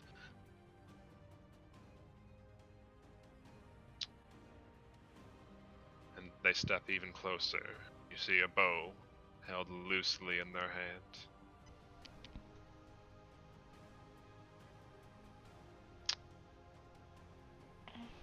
So, hunters, as it knocks an arrow, which of you pay the price?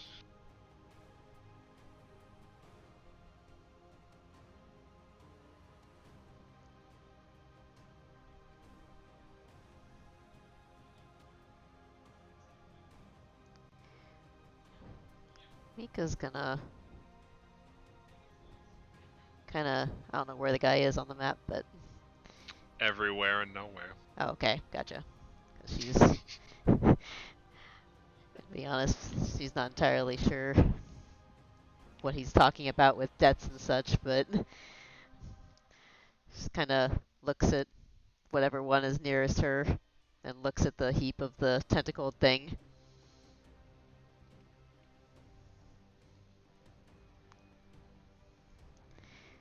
Mm-hmm. Was he a friend of yours? No, he was a thief incapable of paying the crime he committed.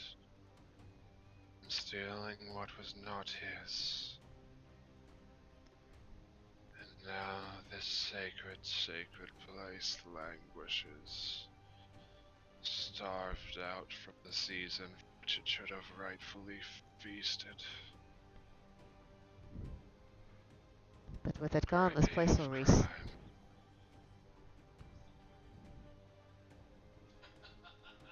There's already those that are working to fix it with this one gone.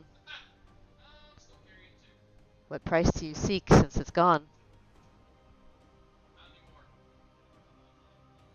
The glade must be fed. The same price that it always has.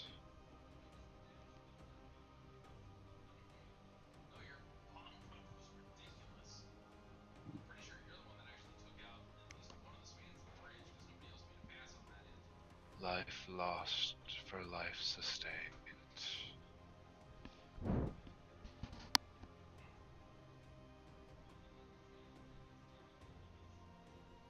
Life lost for life gained.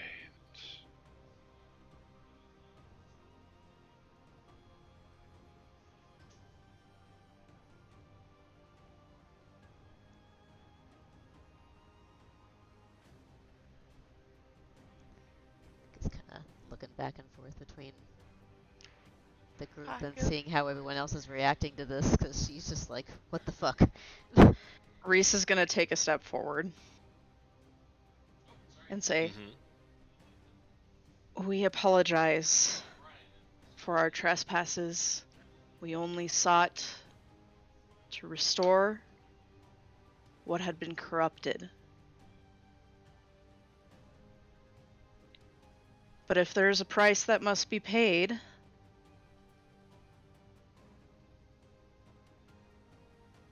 and no courtesy can be offered, then I shall pay it."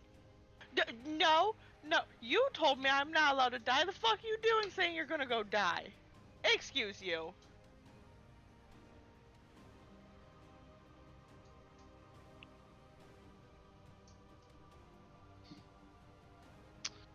So,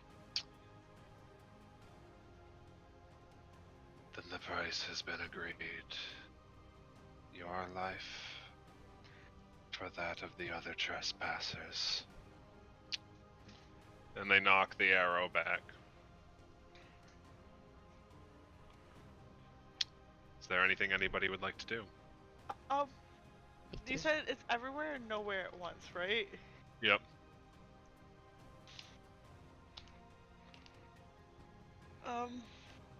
Mika raises her shield.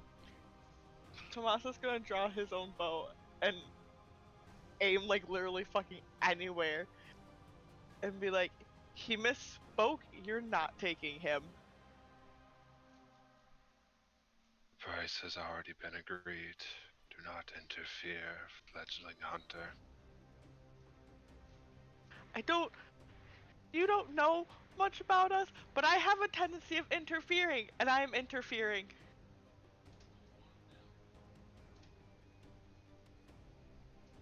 No. You're simply speaking to try to delay the inevitable.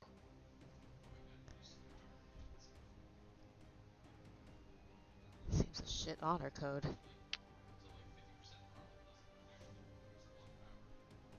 It's not a matter of honor. It's simply the way the world works. Alright. I was Yep. gonna do something with Kapak also. Sure, what's up? He's gonna ask the voice, it's like, so, if he already agreed to it, are we not allowed to, like, swap the agreement? Because I was legit about to tell Zamir I loved him, and then say, take me, I'm fine, I don't care. The Grove cannot feed upon kind like you, Well, that's outsider.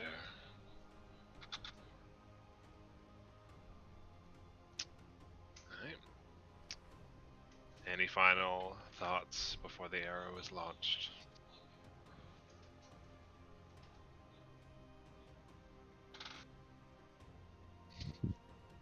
You said you had knocked your arrow as well, Tomas? Yeah, he would knock the he'd pull out the thread-bound one and knock that one. Mm-hmm. So,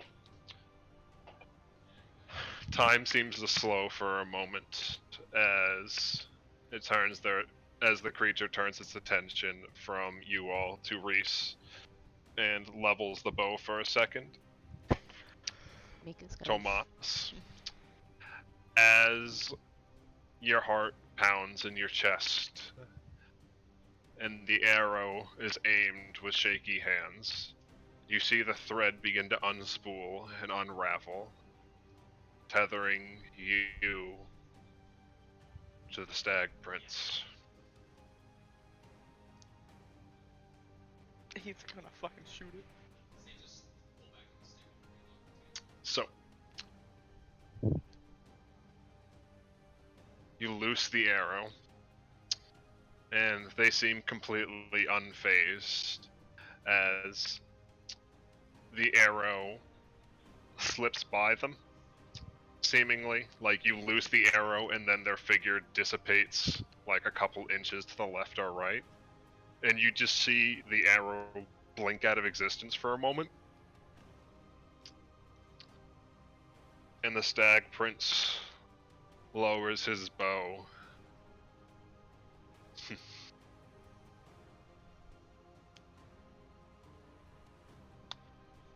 And he puts his hand up to his throat for a moment. And as he moves his head to the side, you can see the thread-bound arrow protruding from his neck as blood begins to drip slowly at first, and then begins to pour down like a torrent, a river of crimson, to his feet into the basin.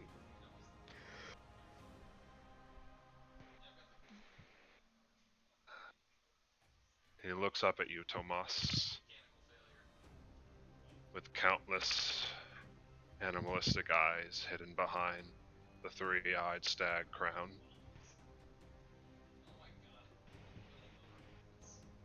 What a clever little hunter.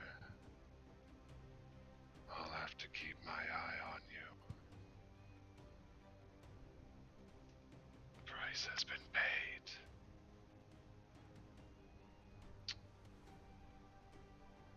And the fog begins to fill the room more and more.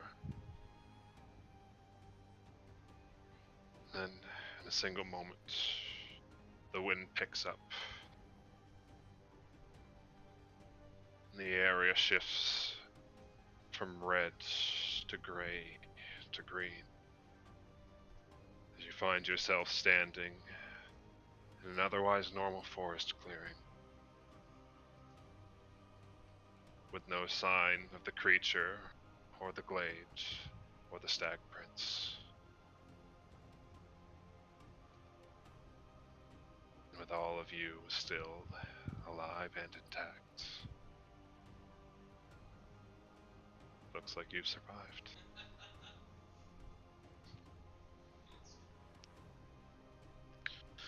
After a moment, as the scenery shifts, you see a startled Crinzo emerge, looking around at all of you, trying to get a quick head count before letting out a soft sigh. You all disappeared on me. I had feared for the worst. Are you all alright? The guy who runs this place is shit. Mika's still hunched up against Reese with her shield up.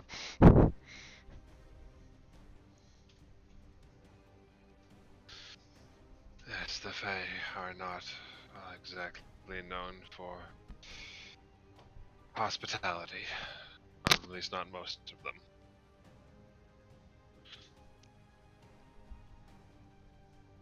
But you ran into the Stag Prince and left.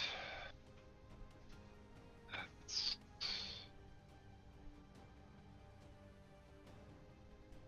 Well, that's a cause for celebration, if nothing else. Yeah, I don't know about that. I kind of shot him. I have a feeling that's gonna bite me in the ass later. Probably, yeah. I wish I could say for certain, but perhaps for now it's best that we get back to Eathcroft and rest up. Tomas, as you're all heading out of there, at the edge of the glade, you hear the sound of water hitting the ground for a moment. And as you look in the direction, you see in a small pool, stained crimson like a pool of blood, rests a single red lotus. The fresh drop of blood resting on its petals.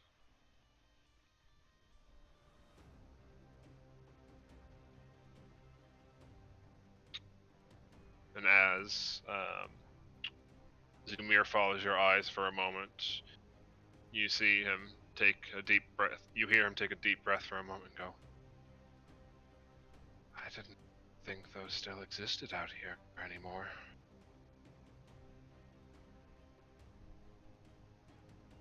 What is it, Zumir? It's a rare flower from the Feywild that is said only to grow in the Stag Prince's home.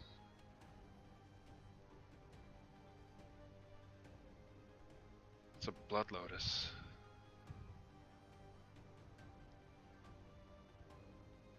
Supposedly they're very useful for powerful medicinal tonics, and supposedly they can either bring somebody back from death or at least something close to it.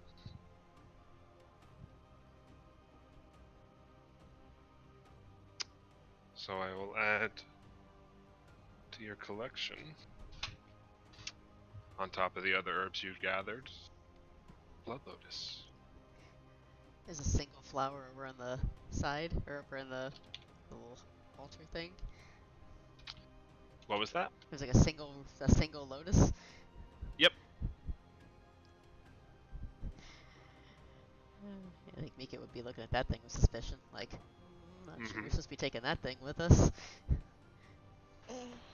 All other signs of the glade are gone. Oh. Like it never existed there. Oh, gotcha.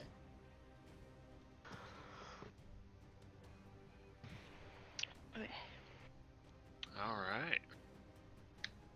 So, to compact the last little bit of it, with all of that resolved, you guys are able to head back to Ephgroth, and after communicating with Nara, it sounds like the disturbance in the area has been resolved.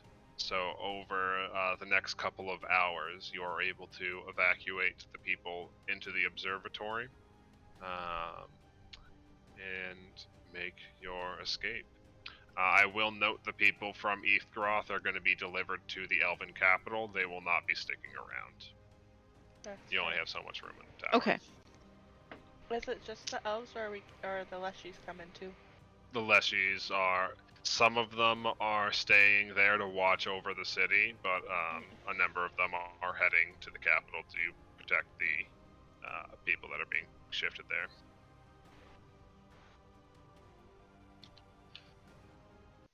But yeah, how do you like the Stag Prince?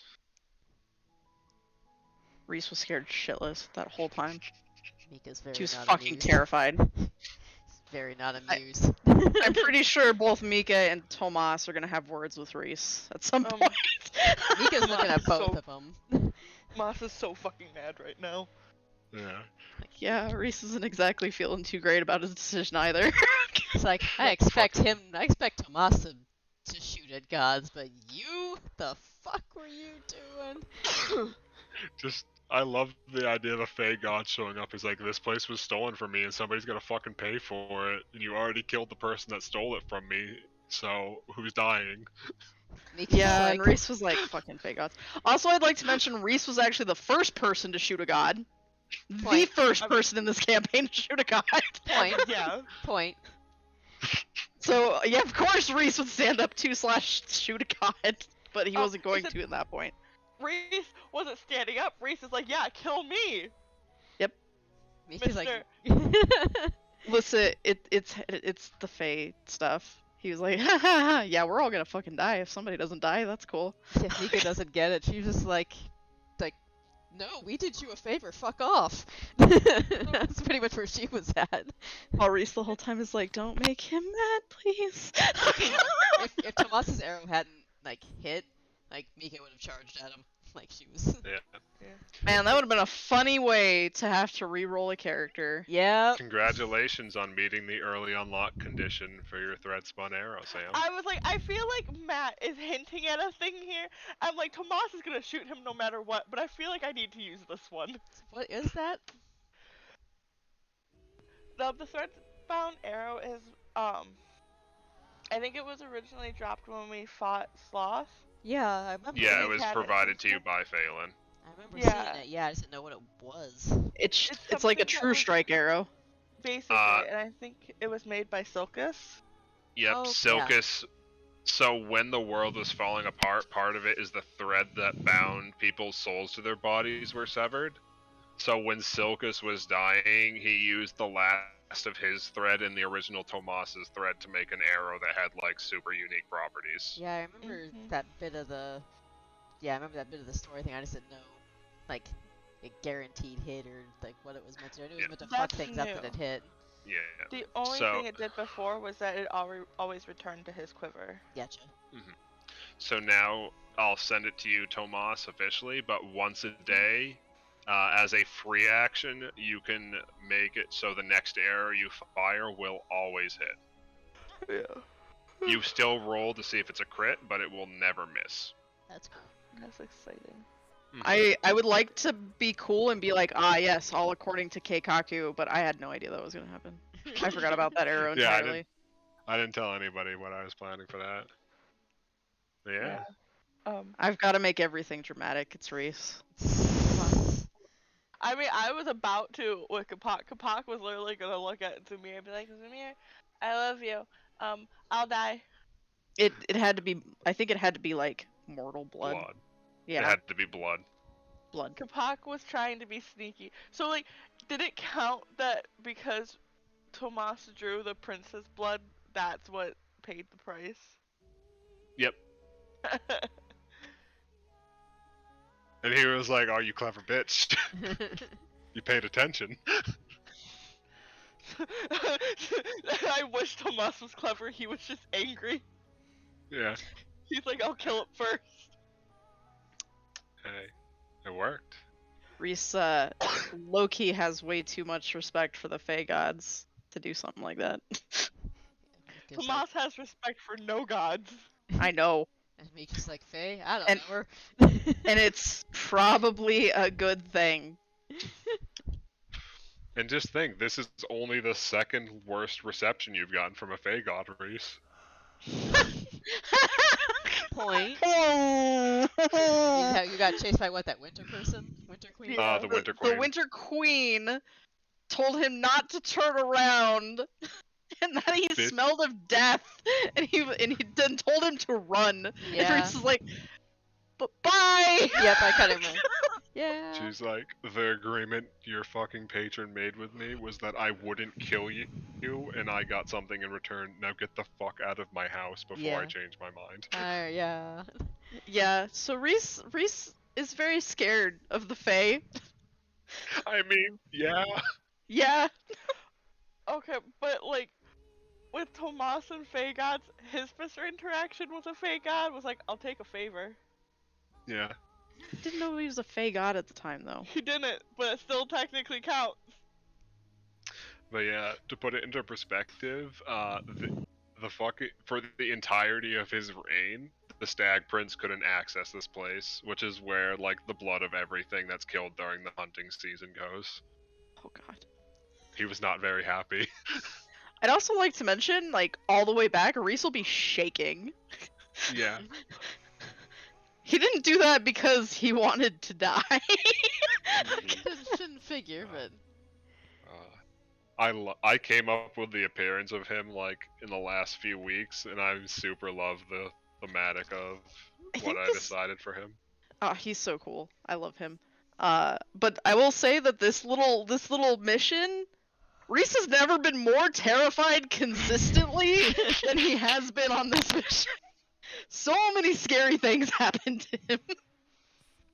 There were Leshies, and that was kind of vaguely terrifying and unsettling. And then he came here, and he got battering rammed, and watched something vor his friends, and then the Stag Prince showed up. While we're all in Foundry, though, add 600 gold. Woo! he. Yeah, that's your payment. Fuck yeah, money. And you also got 3 satchels full of rare herbs and a fucking blood lotus, which was the highest reward you could have gotten from that last part. Oh, look at you go, frickin' Sam. Aha! I used my brain place. I accidentally gave you motivation to do something amazing. Yeah, Tomas is gonna be having words. Yeah, I'm so excited for Reese and Tomas reconciled, and they were really cute, and everything was good, and now they're gonna have another fight. Yeah. God, I caused so much drama in that relationship. I like to imagine You like don't that. cause anything. Reese Yeah, is no. dramatic just by existing. Just like, yeah. No, I like to imagine that once we're done, like Mika like kind of really like slaps a few bandages on people and then like kind of like picks Reese up and like bodily shoves him at Tomas. Reese is like, why? Tomas steps back so that he does not catch Reese. Reese falls on his ass and looks sad. It's like you two have. Reese just quietly is like, I deserved that. Mhm. Do that again, I will kill you myself. Noted. Yeah, she'd have to get through me for the chance. It's okay. Maya still loves you. That's good. Reese will Maya hug just Maya. looks up at Tomas like, why did you not catch Reese? Tomas, what Yeah. are you doing? Aw. Reese is just gonna like hug Maya and be like, at least somebody loves me still. Looks at Miko, whines, Mom, why did you shove Reese? Oh, and a fun little tidbit for you guys leading up to something I'll be providing in the future. Oh. So, as you guys are heading out of there, you see Zumir fiddling with a tiny little, like, heavily worn down copper that's been, like, tied around his neck, like, hidden underneath all of his neck fluff, and he's just rubbing that between his finger and his thumb for a moment. And you just hear him go, "That place feels so familiar." Oh no. Matt! Wait, what? Matt! Hi. You blur. I didn't catch that. He's fiddling How? with copper. Matt! Zamir whispered, that place feels so familiar. Why did that place feel so familiar? Oh, yeah. Oh, Um, my theory that I just thought of better not be right, or I'm gonna fucking come for you. Hey, look forward to the short story, A Price Paid Forward. Would Kapak know why that place feels so familiar No. to you? Okay. I will stay out of this because I got no fucking clue. We'll see. Because that would have been anything that would have happened before Kapak met Zumir was original Zumir. So, Okay. That's right, because those two and are Kapak characters has not been to this place. from previous campaigns, aren't they? No.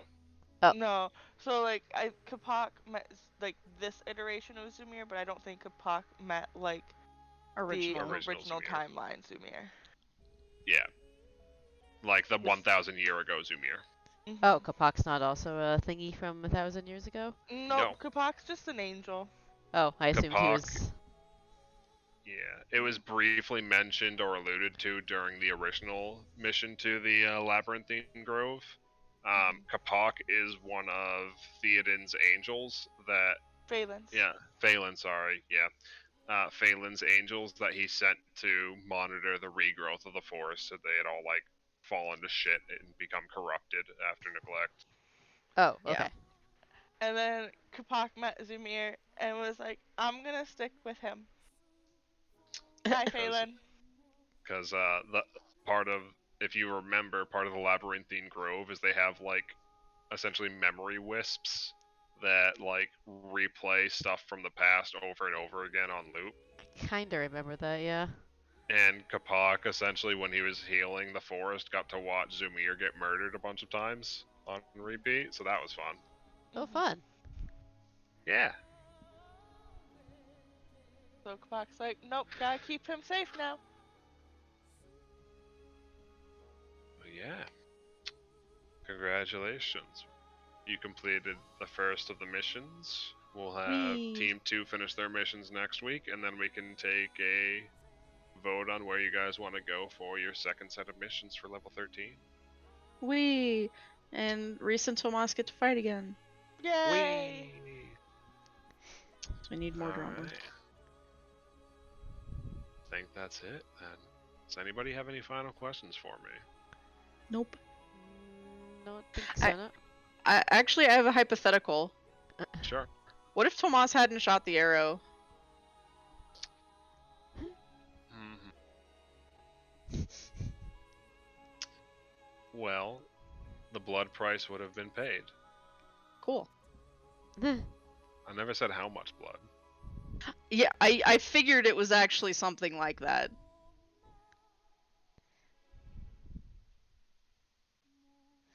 I figured I'd be paying like a certain amount of HP and blood. Yeah, pretty much. Yeah.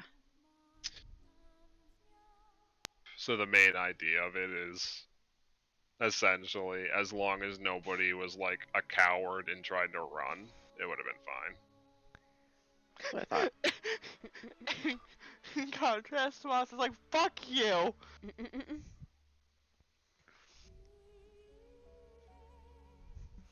To be fair, when Reese stepped forward, he thought he was gonna die. So like. Yeah. I mean, he's dealing with the Fae, Yeah. and they're stupid fickle. He's like, this is just how my life goes. Like, I just am doomed to like accidentally piss off the Fae. Mm-hmm. But yeah, now you have another Fae god keeping an eye on you, Tomas. He's collecting them Oh there. my god. Pokemon. Tomas just has the one. Reese has the other one. I mean, technically, Feck is keeping his eye on you because you have his card. Fucking Yes. fair. Tomas is. Like, And the you're- way And you're Yeah. fucking his champion. Yeah, there's that. Tomas is gonna swipe some of Reese's like alcohol, go off on his own, and like take a drink, and then look up and be like, "Feck, I pissed off one of your coworkers." Oh, that's dumb.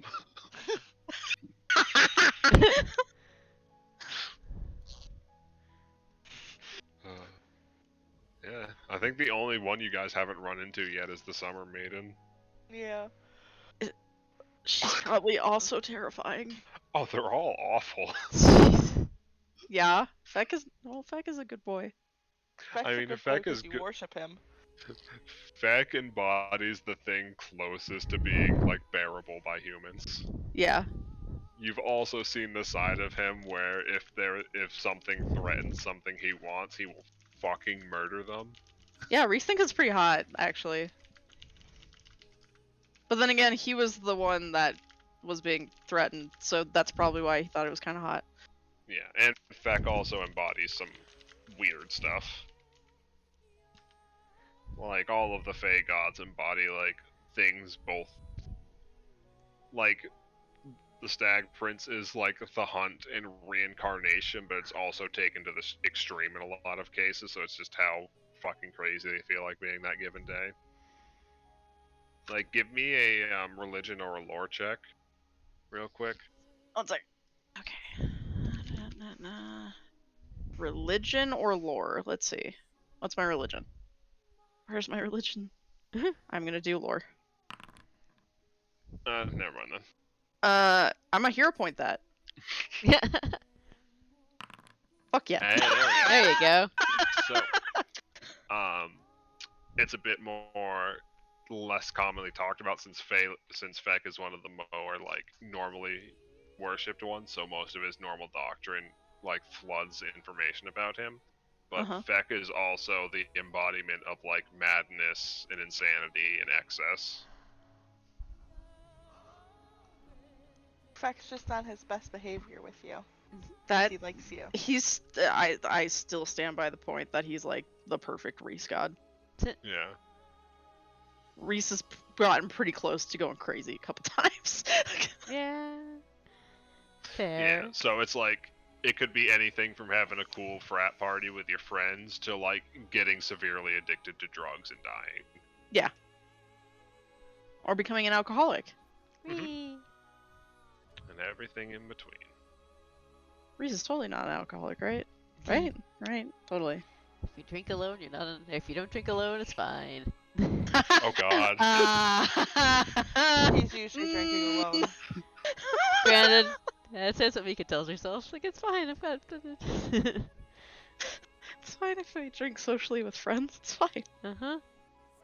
Hey, I mean, it's like dwarves drinking is like normal people having like water. It's fine. That's fair. Also, Reese technically can't get drunk. Why is Yoko Taro trending? But Why not? Alright, well. That ran a bit long, but thank you for sticking with it, and I hope you guys had tons of fun. It was kind of nice because it didn't feel long. yeah, it didn't. Glad it was enjoyable then. Yes. Alright, but I will get to work on that story and let you all have at it when it's ready. Otherwise, I will see you all in 2 to 3 weeks. We.